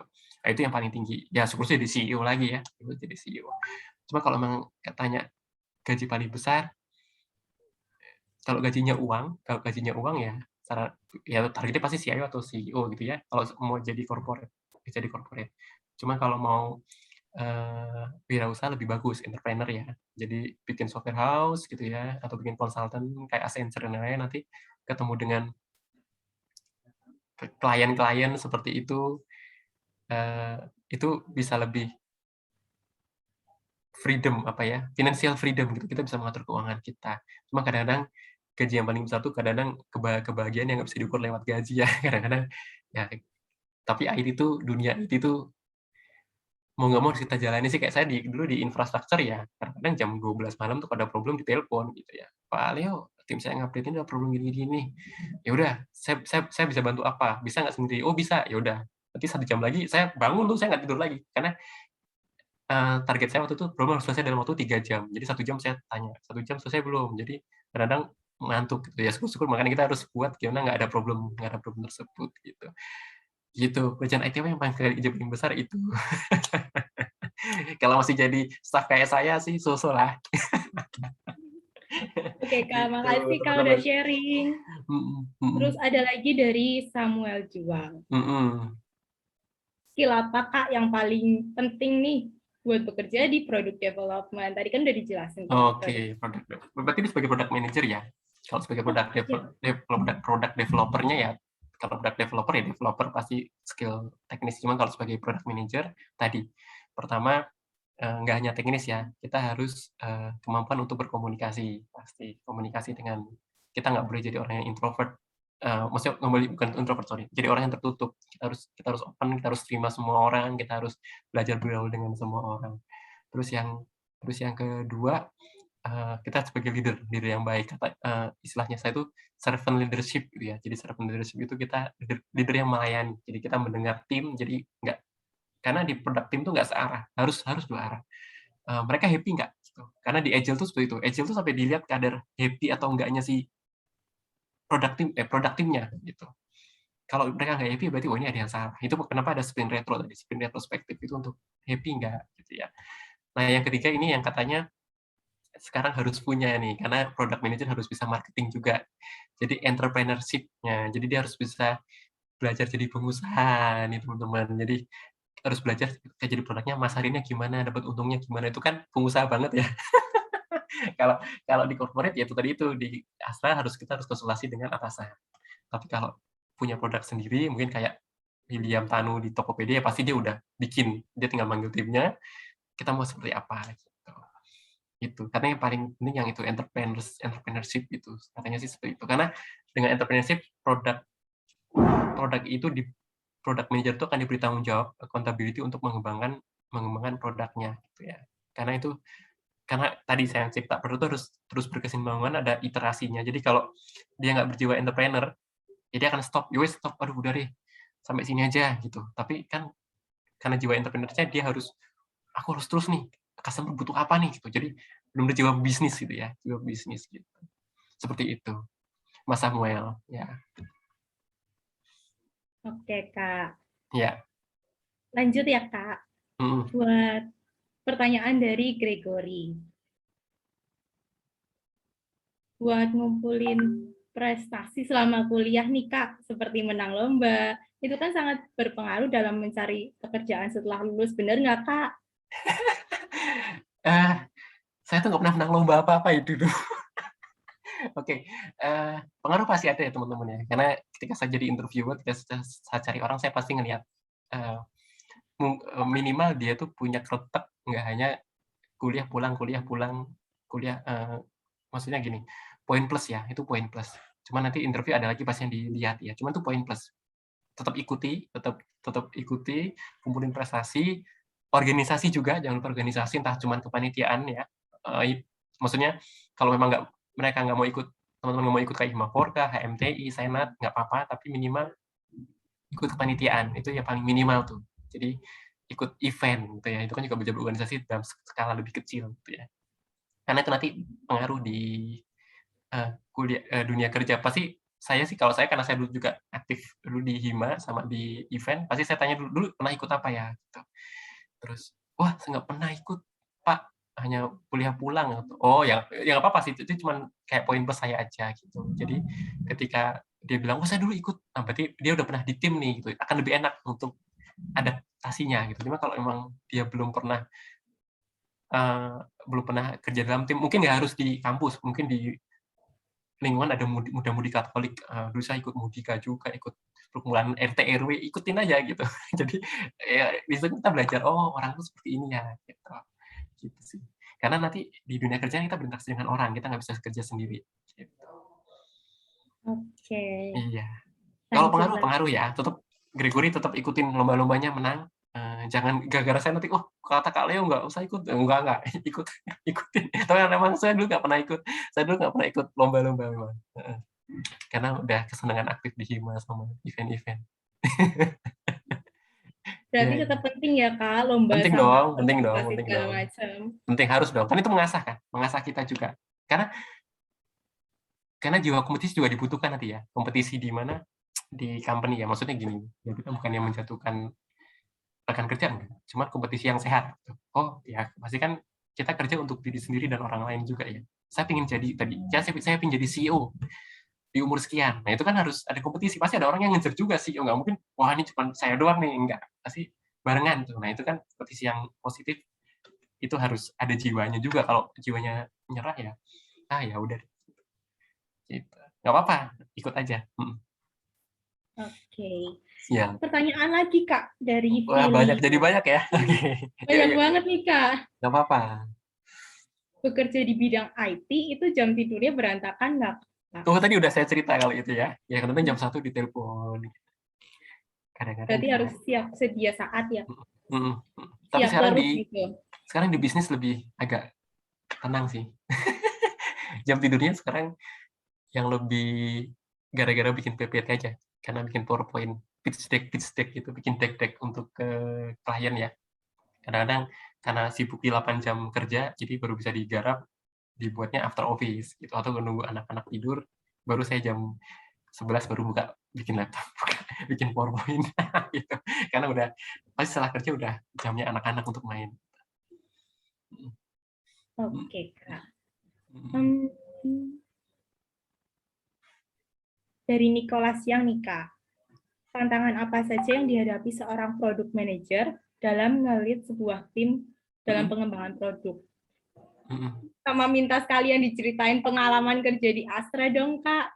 Katanya gitu. Berarti yang pengalaman kerja yang umum ya. Kalau yang produk, oke. Berarti ini ada 2 pertanyaan. Yang pertama, product manager dalam nge-lead sebuah tim. Ya mungkin saya pengalaman di Astra aja. Ya tim itu beragam ya teman-teman. Banyak pemikiran ya, Jadi, tapi product manager harus punya roadmap dalam setahun. Biasanya saya buat per kuartal tuh, Q1, Q2, Q3, Q4. Saya mau produk saya mau saya bawa di sini gitu. Nah, nanti teman-teman akan ngasih masukan tuh. Bahkan kadang-kadang ada yang benar-benar berbeda sama pemikiran kita gitu ya. Wah, jangan itu Mas Leo, itu nggak bawa benefit buat produk kita gitu. Ya nggak apa-apa, itu kan masukan. Ya udah, kita buktikan aja bareng-bareng. Jadi tadi kan di fase 2 ada survei, ada ketemu customer, kita buktikan aja seperti itu. Mana yang paling berimpact kan dengan itu kan kelihatan, oh ternyata memang punya teman saya, tim saya berimpact, ya udah sebagai manajer, product owner harus idenya bagus, ya udah harus kita consume gitu. Karena kalau ide kita jelek ya akan impact produknya seperti itu. Berarti memang dia bagus bisa membaca kesempatan-kesempatan di luar. Nah, itu sih. Nah, terus dalam tim itu kalau teman-teman nanti bisa baca typical type of person of itu ya ada yang kayak melankolis, terus apa tuh sanguinis. Mungkin pernah dengar, nanti searching aja. Itu kita harus tahu cara nge-treat-nya masing-masing seperti apa. Oh, sanguinis itu cuma senang dia cuma bisa senang-senangnya doang, senang-senang doang dia senang gitu. Nah, itu cara nge-treat-nya seperti apa? Misalnya, oh ya berarti dia emang paling bagus ditaruh di depan sebagai marketing misalnya atau sebagai sales gitu. Nah, terus melankolis gitu ya, detail teliti. Oh, berarti sebagai product analis bisa nih, sebagai developer bisa nih. Gitu. Jadi terus ada namanya apa tuh yang kasarnya kayak ngebosin gitu, aku lupa namanya, nanti bisa dilihat ya. Oh, ini bisa sebagai leader nih, bisa sebagai project manager nih gitu. Seperti itu. Terus yang terakhir melankolis, pragmatis ya, cari aman ya, memang orangnya pendiam. Oh, ini mungkin developer juga pas nih gitu. Jadi dia senangnya terima aja, terus nanti dia kasih yang terbaik seperti itu. Nah, itu banyaklah tipe-tipe orang tuh nggak hanya banyak teori-teori itu teman-teman, nanti bisa dibaca. Ada teori yang tadi saya cerita ada 4 itu, adalah teori lagi yang namanya situational leadership gitu ya. Wah, itu banyak teori-teori yang bisa dibaca, cuman salah satunya yang tadi saya cerita. Ceritakan pengalaman kerja di Astra atau enggak? Nah, tadi yang saya cerita ya, kalau perahu itu saya pengen lulus jadi programming, atau perahunya itu saya melenceng jauh gitu. Tapi ya itu pengalaman yang menarik adalah. Jadi Astra itu salah satunya menganut prinsip karena harus can do attitude ya. Jadi apapun ditugasin harus siap dan syukur-syukur bisa menjalannya dengan baik. Nah, ketika saya desain jadi DBA, pasti saya pertama kali mikir, waduh, DBA ngopo gitu ya. Nanti aku karir akan seperti apa gitu. Cuman ya udah jalani aja. Memang jalannya Tuhan seperti itu. Jadinya sampai sekarang saya karena DBA itu saya jadi naik banyak pengalaman baru gitu ya. Lama-lama programmernya. Nah, tapi itu salah satu penyesalan saya, tapi harusnya dulu tuh saya jangan ninggalin programmernya juga gitu. Jadi saya harus tetap ngoding. Dulu saya tetap ngoding cuma setahunan ya. Setelah itu saya udah nggak bisa bagi waktu gitu. Sekarang yang dicari itu ya ngoding semua, lowongan front end, back end, web engineer. Waduh. Mungkin kalau dulu saya ngoding saya bisa lebih fleksibel lagi gitu. Nah, itu aja sih, teman-teman. Terima kasih, Kak. Hanya semangat aja kalau kerja di Astra. Oh ya, di Astra itu antara karyawannya itu nggak tahu ya, saya sih nggak merasa ada yang katanya budayanya di perusahaan lain saling menjatuhkan, tapi di Astra saya nggak ngalamin ya. Jadi memang masih saling bantu untuk mencapai tujuan bersama. Masalah nanti yang naik jabatan siapa ya, itu urusan bos lah ngelihatnya seperti apa gitu. Tapi kalau politik pasti ada, politik di company di semua company pasti ada. Tinggal kita nanti ngelihat harus belajar juga. Oh, ini kenapa dia ngomong seperti ini ya? Kita harus seperti apa ya? Itu nanti tips and trick-nya selama berjalan pasti akan dapat, teman-teman akan belajar di sana. Gitu Mas Nicholas Yeng. Namanya kayak nama ini nih, guru kungfu. Oke. Lanjut ke pertanyaannya Lala nih, Kak. Kalau boleh tahu motivasinya Kakak mendalami informatika hingga berada di titik ini. Aduh, apa ya? Salah jurusan nggak dulu ya? Dulu tuh tau nggak teman-teman, saya masih informatika cuma gara-gara seneng main soliter itu. Nggak soliter ya. Dulu di Windows 2000 XP itu ada soliter ya. Gara-gara itu doang, wah komputer tuh bagus ya gitu. Akhirnya saya masuk informatika gitu. Kenapa Atmajaya? Karena dulu informatika yang saya tahu, yang saya lihat di internet itu paling bagus di Atmajaya. Udah kayak saya masuk Atmajaya gitu. Itu gara-gara soliter itu sih. Memang seiring perjalanan waktu, saya sempat kaget ketika Alpro ya, algoritma dan pemrograman, Bu Devi dulu dosennya. Saya sempat dapat C itu di situ teman-teman gitu. Terus tapi ya wes nggak apa-apa dapat C karena dulu kan semester 2 udah belajar Alpro. Semester 3 struktur data gitu kan. Nah, semester 2-nya saya ngulang Alpro lagi di semester 3 kok gitu. Untuk mendalami ya. Jadi struktur data pun saya nanti di semester 4 saya ngulang lagi tuh sama Pak Edu juga karena waktu itu saya memang hampir agak lama untuk mencerna ngoding ini ngapain sih gitu. Terus apa? For tuh I-nya, for I terus I modular. Iki apa tau gitu. Untuk agak setahun untuk jadi saya memang ya gituan dapat 24 SKS, 3-nya tuh untuk ngulang kadang-kadang. Yang semester 3-nya saya ngulang Alpro, terus struktur data saya ambil di semester sisipan waktu itu gitu. Ya apa ya?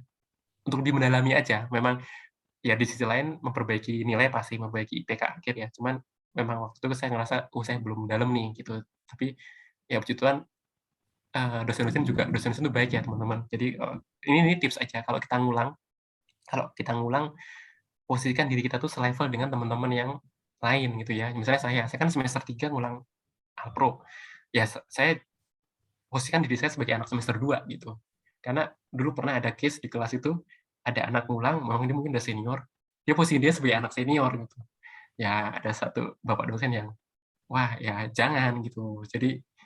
Jadinya malah berkasus. Jadi kita kan tujuannya kita ingin meresapi terus mungkin sharing juga dengan bapak ibu dosennya gitu kan sehingga kita bisa baik gitu ya. Nah itu sih, itu motivasi seperti itu yang kebawa di dunia kerja. Jadinya di dunia kerja kan harus adaptif ya. Siapa Lala ya, Bibiola ya.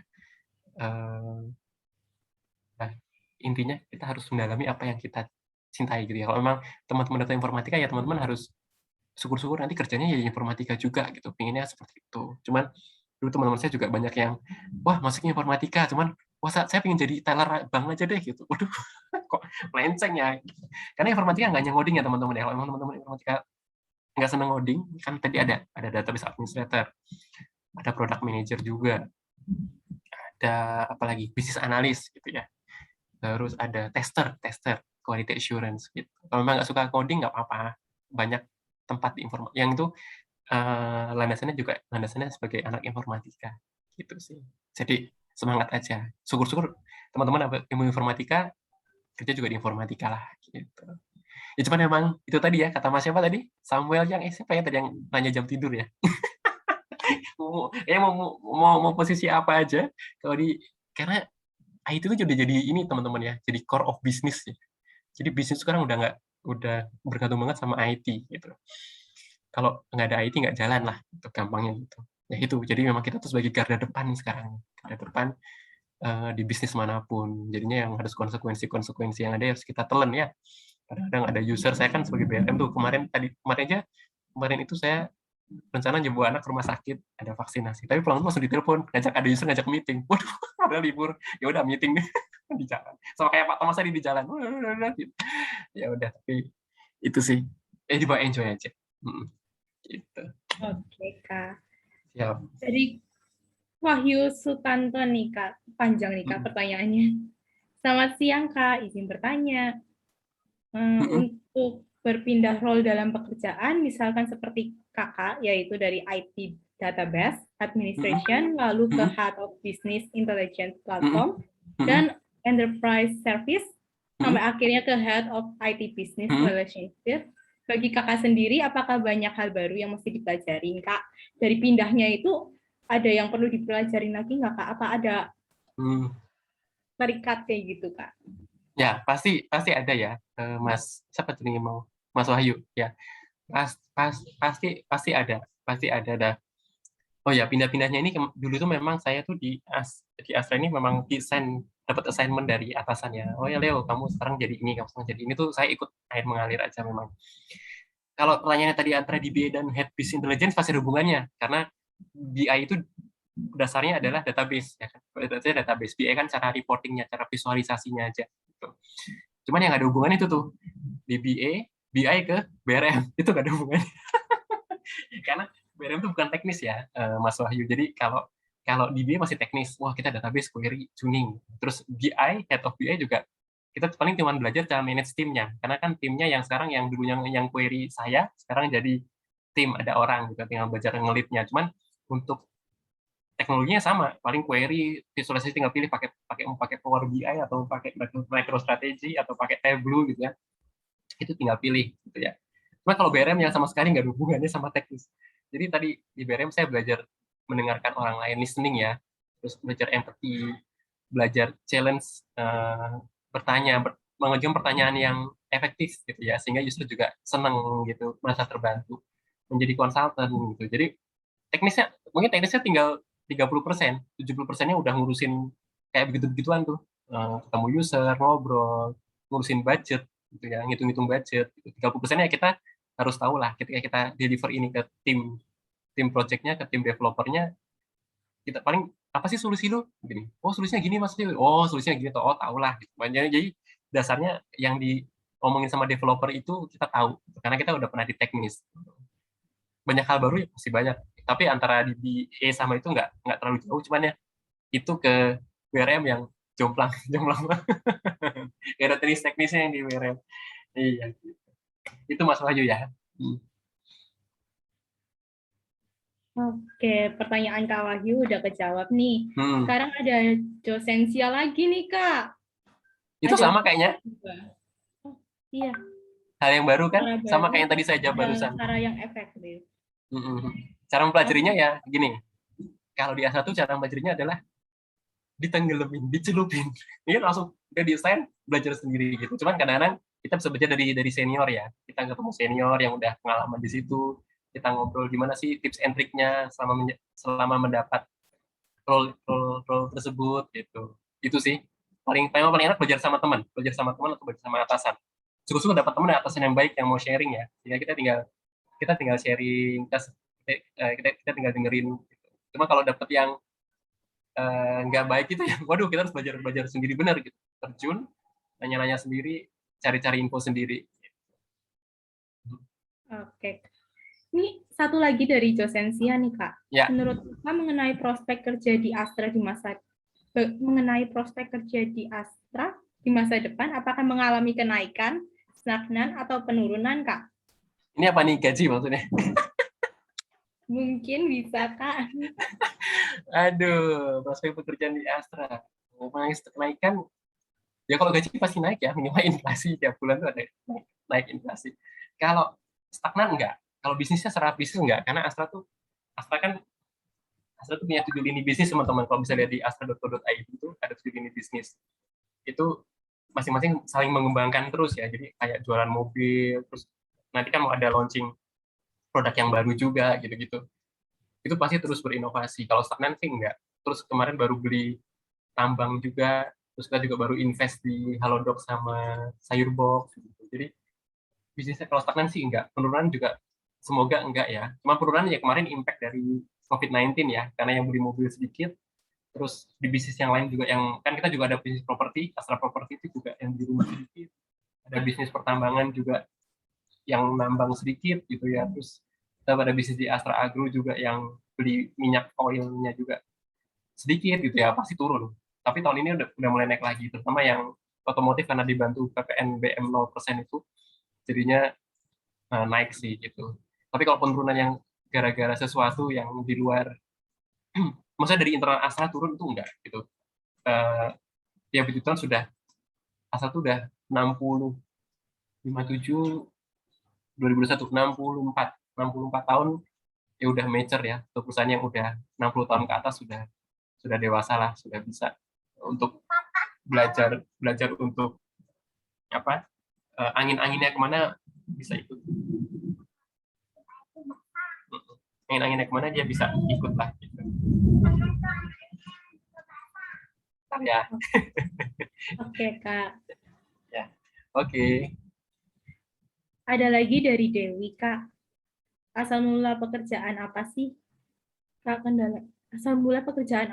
kendalanya atau menyesuaikan dengan yang Kakak lakukan? Tentang sharing lagi nih, Kak, ada culture shock nggak? Terus tips triknya bisa tahan di Astra 12 tahun apa, Kak? Kalau tadi kan udah bahas tentang sharing-sharingnya Kakak, kalau ini tips triknya. Itu teman-teman, terutama Mbak Dewi ya. Saya tuh waktu masuk Astra langsung diopname seminggu. Gara-gara asam lambungnya naik. Jadi ceritanya memang culture shock pasti ada ya. Karena kan kita dari kuliah, bagi saya nggak ada waktu istirahat waktu itu. Kuliah, cuma 2 bulan ya, karena November yudisium, Desember interview, terus Januari wisuda, Februari udah langsung masuk. Bener-bener udah istirahat cuma 2 bulan doang. Ya Natalan sama keluarga gitu ya, sama orang tua.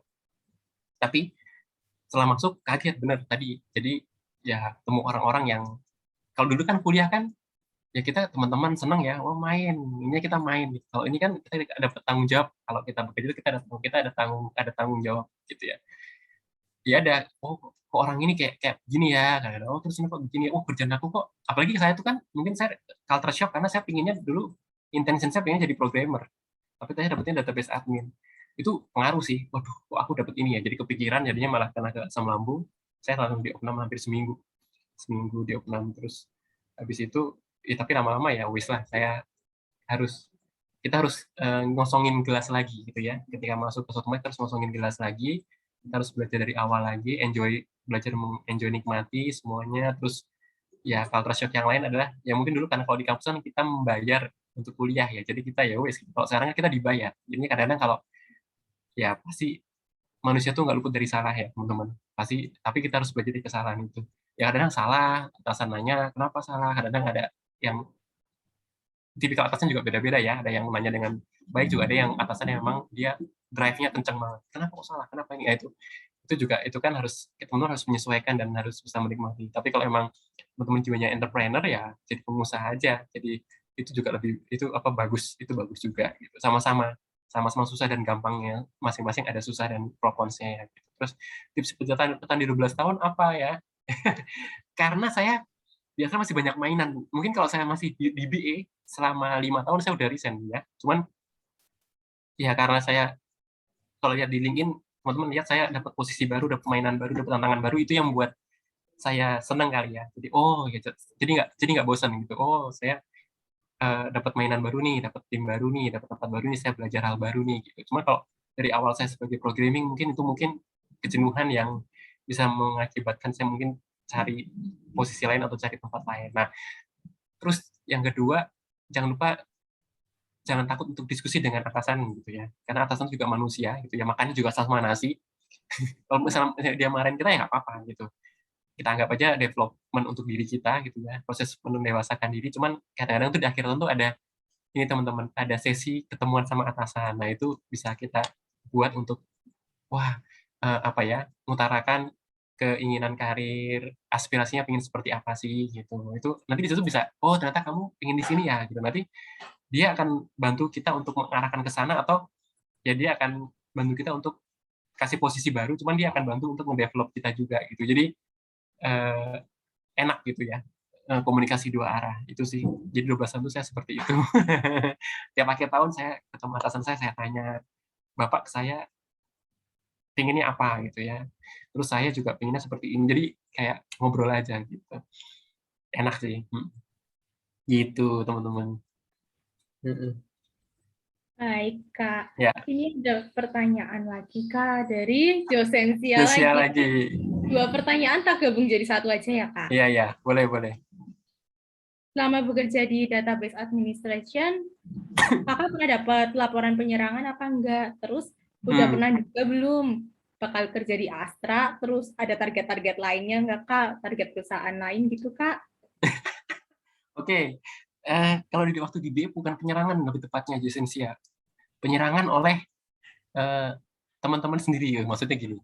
Kan di BA itu kan ada tim developer yang membangun suatu sistem ya, gitu ya. Nah, kadang-kadang mereka juga mungkin karena dikejar oleh deadline waktu, ya bikinnya pokoknya jadi gitu. Nah, kadang-kadang query yang mereka buat itu nggak optimal gitu, sehingga pas tahu-tahu dalam impact ketika data sampai ke berapa, tahu-tahu sistemnya langsung lambat, down gitu ya.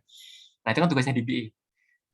Jadi kenapa nih kok tiba-tiba kok lambat ya database saya, atau database saya kok mati, kenapa? Ternyata ada yang query yang nggak optimal. Ya udah, kalau kita bisa selesaikan sendiri, tuning sendiri, kita selesaikan sendiri. Cuman kalau misalnya harus ketemu sama teman-teman developer, ya langsung kontak aja dia yang buat gitu kan mereka yang buat, soalnya ini query-mu ngapain sih gitu. kok bisa bikin sampai down gitu ya. Nah, jadi serangannya seperti itu sih. Serangan yang kedua ya kadang-kadang kalau udah apa ya, servernya udah lama kan otomatis kita harus ganti ya.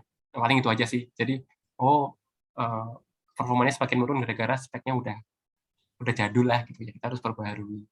Itu aja. Terus apakah kakak semenjak awal lulus dari Atmaja sudah menunggang ujian di Astra? Enggak. Karena tadi saya cuma memfollow up apa yang Pak Irya kasih ke saya gitu ya. Terus ya waktu itu nothing tulus sih, karena waktu itu saya interview Astra dan Jarum sebenarnya. Tapi itu udah jalan Tuhan ya. Jadi Astra lolos, Jarum lolos. Tahap 1. Nah, tapi yang Jarum sialnya, saya tuh cuma baca pun, asik saya lolos di Jarum. Cuma saya nggak baca tuh, kapan next interview-nya. Terus pas saya udah pulang ke Jogja, karena interviewnya di Semarang, saya pulang ke Jogja, saya telepon HR Jarumnya. Saya malah dimarahin. Nah, Bapak tuh niat daftar nggak? Harusnya Bapak lihat tuh, kapan tanggal next-nya. Wah, ya itu udah ya pasti nggak masuk sana lah aku. Karena udah seperti itu. Nah, jadinya saya lanjutin di Astra gitu ya. Otomatis Tuhan sangat sampai sekarang. Terus apakah ada target lain? Apa ya? Saya nggak tahu ke depannya akan seperti apa. Cuman memang saya lagi membangun keluarga gitu ya, membangun keluarga. Ya pastinya pasti ada constraint lah dengan kondisi sekarang. Gitu ya, semoga entah nanti di Astra ataupun nanti di tempat lain gitu ya, bisa saling melengkapi lah gitu ya. Maksudnya ya, nanti mungkin jadi pengusaha siapa tahu gitu kan ya, kita nggak tahu ya jalan hidup ke depan seperti apa. Tapi nikmati dulu aja tiap prosesnya sekarang. Gitu sih kalau saya. Oke. Itu Mbak Josinsia. Kak, ada lagi penanya dari Joshua Puniman. Joshua, iya. Setelah sudah bekerja, apakah masih kangen dengan masa kuliah, Kak? Flashback lagi nih, Kak. Kangen banget. Saya pernah malam-malam itu kebetulan waktu itu lagi pulang ke Jogja, terus saya ke kampus ya, gitu. Wah, jadi kayak nostalgia sih, gitu. Jadinya ya pingin, ya kalau bilang kangen, ya iyalah, namanya juga dulu kan sama teman-teman gitu ya, main gitu ya. Kapan lagi gitu. Terus ya itu sih, ya pasti pasti, cuman ya namanya hidup, that's life gitu. That's life sudah ini. Penanya dari Bram, Kak. Ketika bekerja di bidang product development dan mempunyai soft skill di bidang desain, apakah memiliki keuntungan sendiri, Kak? Contoh kasusnya seperti apa, Kak? Ya pasti. Ya tadi saya cerita ya. Karena kan kalau di produk itu kan nggak hanya ngedevelop sistem. Kita harus tahu ketemu sama user, negosiasi, punya jiwa entrepreneur, kadang-kadang bikin PPT tadi saya cerita, bikin PowerPoint gitu. Terus public speaking. Kalau punya soft skill sangat bagus banget. Soft skill di bagian desain. Bagus juga sih, karena nanti kan desain itu kan sekarang ada UI dan UX ya, user interface sama user experience. Nanti kita bisa tahu user experience kita, bisa bantu tim UX kita bikin desain yang bagus seperti apa buat pengguna ya, sehingga dia nyaman tuh untuk berselancar untuk di HP kita gitu, atau di manapun nanti ininya.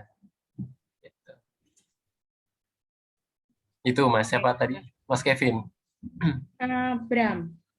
Tadi penanya dari Bram, udah kejawab nih Kak Bram. Untuk Kevin, permisi Kak, mau tanya. Kadang lenceng tapi kan nih kayaknya. Dari profesi kakak, tetap masih ada satu tim. Dari profesi kakak, tapi masih di satu tim kok Kak, pertanyaannya. Ngajuin tentang produk analis. Boleh dijelasin tentang tanggung jawab, lalu hubungan timbal baliknya? Ya. Dan produk manager dalam mengerjakan suatu produk. Ya, oke. Product manager itu tadi yang cerita dia ngelit produk tim ya, gitu. Jadi dia buat roadmap dari mau seperti apa sih produknya berjalan gitu. Nah, product analis itu seperti apa ya, kalau lihat di lowongan tuh business process analyst gitu. Jadi dia bantuin product manager, misalnya tadi saya mau buat fitur payment. Nah, saya cerita sama product analis saya mau fitur payment saya ini dong. Saya ingin nggak hanya bisa bayar pakai virtual account, saya ingin bayar pakai OVO misalnya. Tolong ya, nanti product analis yang buatin spek, yang buat speknya. Untuk sampai bisa bayar pakai OVO, itu karena product analis yang tahu secara teknis tuh si aplikasi gitu ya. dia akan buat dokumen spek. Jadi agar bisa dibayar pakai OVO, itu harus ngapain aja sih di sistem yang sekarang. Jadi dia akan buat kayak story. Oh, kita harus ini. Nah, nanti Bro Anis akan kontak si developernya untuk, teman-teman developer, ini Pak Leo minta kita namain channel pembayaran pakai OVO nih. Kita harus ngapain aja ya. Nah, nanti Bro Anis yang ngerangkum semuanya tuh. Jadi secara teknis tuh tugasnya dia tuh yang ngerangkum. Setelah jadi dokumennya, kalau kita namanya mungkin, nggak tahu, sekarang masih ada nama SKPL, DPL tuh nggak ya? Atau udah ganti namanya Kurang mungkin ya? tahu sih, Kak. Oh udah, ya, kemarin belum sampai, masih semester 1. Nanti kalau udah semester akhir. Jadi dia kayak buat dokumen requirement di spek itu, nanti dokumen itu dikasih ke developer. Nanti developer tinggal ngejahit lah kasarnya gitu. Seperti itu sih, itu produk analis tugasnya seperti itu. Oke, Kak. Ada lagi, Kak, dari dosensi ya. Kayak mau masuk Astra nih kayaknya. Kayaknya tertarik banget nih, Kak. Iya. Oke. Apakah Kakak juga menjalin hubungan dengan orang lain dalam bidang yang sama, tapi perusahaannya beda? Mungkin kayak dari perusahaan satu sama lain itu saling connect nggak, Kak? Iya. Jadi yang di Astra itu kan, yang CTT ada 220 anak perusahaan ya. Karena saya di pusatnya, tapi di masing-masing anak perusahaan itu punya IT-nya masing-masing. Kadang-kadang kita juga sering kerjasama. Misalnya, saya mau belajar ke IT-nya UT, United Tech, itu kan anak perusahaannya Astra tuh. Saya ke sana, sharing dong, UT ngapain aja. Karena mereka saling independen. Jadi, walaupun saya kerja di head office, saya nggak berhak untuk ngedrive, kamu harus pakai ini UT ya, atau Astra Agro, nggak. Mereka punya independensi masing-masing dalam hal IT-nya. Kadang-kadang kami saling melengkapi aja. Jadi, kadang-kadang mereka ngobrol ke saya ngobrol ke mereka. Gitu. Bidangnya sama, ya bener kan? Berarti di IT yang sama dari perusahaan yang berbeda. Itu yang lingkup yang paling sempit. Kalau yang paling luar, kadang-kadang dulu pernah tuh ada Pertamina tuh. Pertamina mau studi sharing sama kita tentang SAP-nya kita. Nah, itu juga pernah ketemuan dari Pertamina. Gitu. Jadi pastilah sering. Gitu. Ya. Ini sebenarnya masih ada lagi nih, Kak, dari si dosen Tia Santoso. Maksudnya apa ya kontrak kerja ya? Mungkin kan biasanya ada syarat-syaratnya tuh, Kak. Ada yang susah nggak dari syaratnya itu? Terus ada lagi yang bagian bawahnya. Apakah yang ada di pikiran atau benak Kakak saat pertama kali masuk Astra? Ini kayaknya tadi udah. Mungkin di-skip aja nggak apa-apa. Yang kontrak kerja aja, Kak. Apa ya kontrak kerja ya? Memenuhi kontrak kerja. Memenuhi kesulitan dalam memenuhi kontrak kerja. Agak bingung, cuman ya paling aku coba jawab ya. Memenuhi kontrak kerja. Ya paling di Astra tuh kontrak kerja cuman kontrak kerja sama ada diangkat jadi pegawai tetap gitu kan. Terus ada ininya kan gitu. Cuman so far sih nggak ada kesulitan ya. Gitu. Paling kesulitannya kalau ketika masuk ke pekerjaan gitu ya. Ya tadi kadang-kadang kita ngerjain proyek atau budgetnya kurang atau orangnya kurang gitu aja sih. Jadi deadline-nya biar tetap tercapai deadline itu harus gimana gitu-gitu. Itu paling kesulitan dalam pekerjaan aja. Gitu. Cuma kalau kontrak kerja nggak ada. Gitu. Terus perasaan apa gue? Perasaan sama di Astra? Yang diberikan sama Astra, Kak. Apakah ada di pikiran benak Kakak saat pertama kali masuk dalam kerja di Astra? Nggak tahu, masih newbie waktu itu. Cuma senang aja langsung bekerja ya, karena harus bersyukur karena waktu itu juga banyak teman-teman yang belum dapat kerja. Jadinya ya waktu itu ya senang aja gitu. Udah dapat kerja nih, gitu, dapat gaji pertama, senang aja gitu. Cuman ya, tapi mungkin karena kaget budaya, kaget culture shock tadi saya sampai di opname semingguan itu asam lambungnya naik. Itu aja sih. Kalau menangani efek dalam pandemi terutama di bidang pekerjaan Kakak gimana, Kak? Masih penanyanya sama, Kak? Susah apa ya? Bukan susah ya. Kadang-kadang kita harus, pandemi ini emang merubah semua cara kerja ya. Yang dulu mungkin tim itu lihat dia tuh kerjanya ngapa sih di depan mata, sekarang masing-masing di rumah. Ya paling kalau dari saya sih tipsnya harus agak ketat ya. Maksudnya kalau dulu kan kita tahu, oh dia ngapain. Ya paling saya tuh sekarang tiap pagi ada check-in namanya. Jadi tiap pagi kamu ngapain aja gitu. Kayak tadi daily scrum tadi. Jadi kamu tuh ngapain aja, hari ini mau ngapain. Target yang kemarin sudah ada, ya lebih lelah, cuman mau ngomong harus seperti itu. Karena kita nggak bisa monitor langsung orangnya ya gitu. Jadinya seperti itu aja sih challenge-nya ketika online ini gitu. Terus yang kedua, atasan kadang-kadang. Ke atasan itu kan lebih enak orang chat, email, sama ketemuan itu beda ya. Ekspresinya kita nggak tahu. Terus kadang-kadang ya bos nanya apa, aduh ini mencerna dulu. Dia tuh nanya apa ya? Sehingga kita nggak ngasih jawaban yang salah gitu. Kalau ketemu langsung kan enak. Oh ini, oh ya Pak, ini gitu. Tapi kalau ini kan, waduh chattingnya kok gini ya? Ini apa gitu. Jadi kayak dicerna dulu. Itu aja sih kadang-kadang suka kalau selama pandemi suka dukanya itu. Gitu. Kalau si Marcelino nanya suka duka selama bekerja di Astra, suka dukanya banyak ya. Suka dukanya banyak. Sukanya ada, dukanya juga ada. Dukanya sekarang saya 2004 tinggal sendiri kayaknya. Ya, dulu banyak tuh teman-teman 2004 TF masuk di Astra. Sekarang tinggal saya sendiri kayaknya. Terus ada TF 2005 juga, adik kelas juga ada gitu. Yang lama ya pasti gini ya, bekerja itu dulu mungkin kita lagi main-main juga. Kan awal-awal tuh juga kayak kampus loh teman-teman, walaupun dapat gaji juga.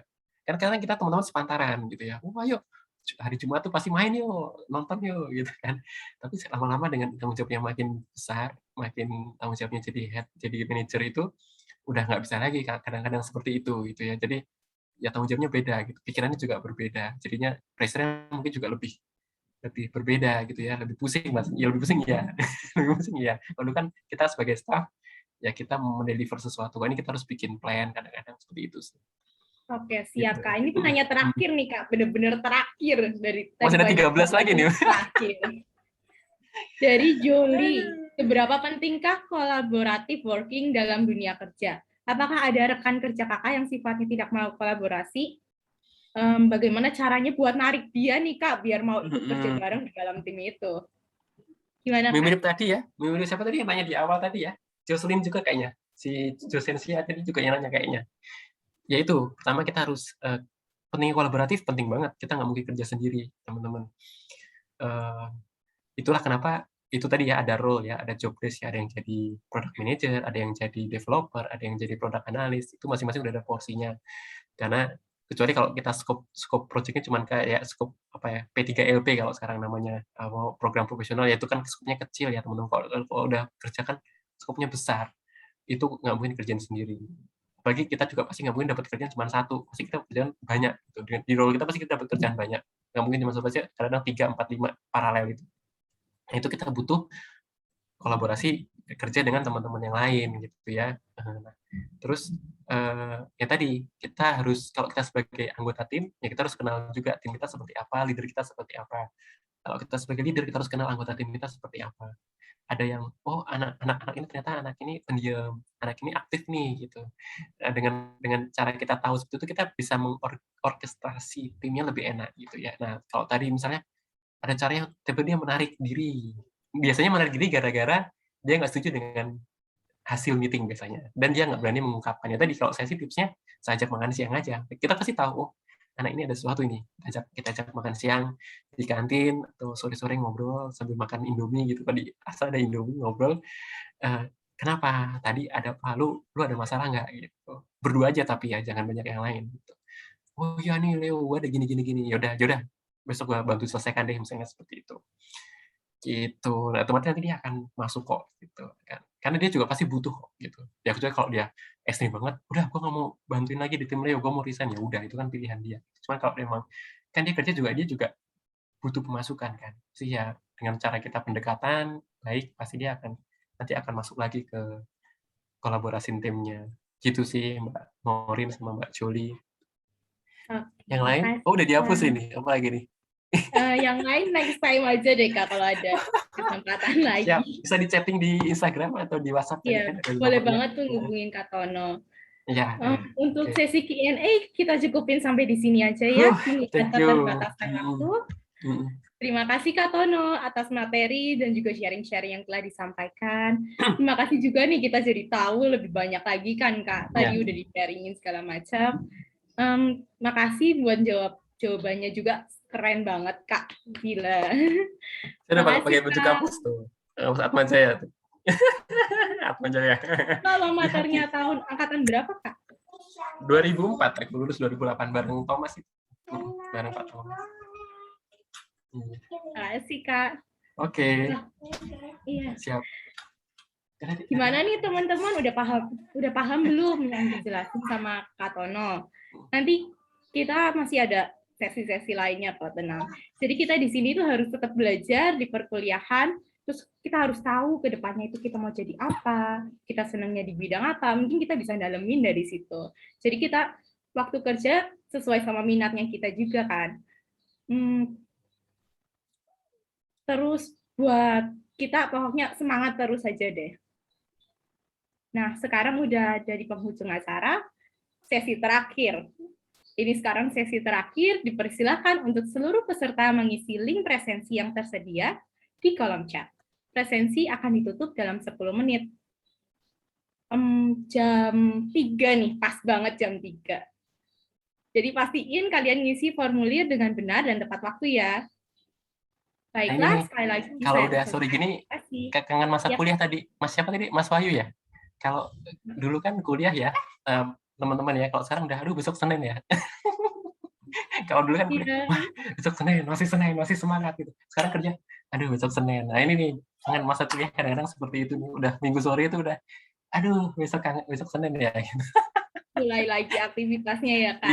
Iya, pusing-pusing lagi. Gitu. Ya, oke. Thank you Maureen, teman-teman panitia semua. Ya, teman-teman Mas Thomas, Pak Thomas, thank you ya Thomas undangannya. Thank you mau dengerin saya selama 2 jam ini. Sehat-sehat semua. Jangan lupa ya presensinya tadi. Baiklah, sekali lagi saya ucapkan terima kasih yang sebesar-besarnya kepada teman-teman sekalian yang sudah meluangkan waktunya dan mendengarkan materi pada sharing alumni leader role at IT Product Development. Dan saya selaku perwakilan dari seluruh panitia, memohon maaf jika terdapat salah kata dan ketidaksempurnaan pada acara. Untuk menutup jalannya acara ini, kita tutup dengan doa. Doa penutup akan saya pimpin secara Kristiani. Yang beragama lain dapat menyesuaikan ya.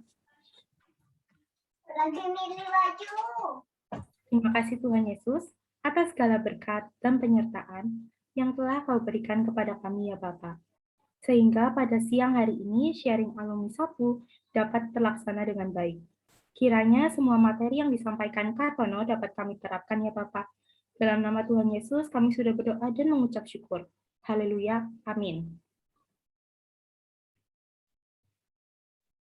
Terima kasih semuanya yang sudah boleh meninggalkan ruang Zoom. Tapi sebelum itu, tunggu bentar. Masih ada sesi foto.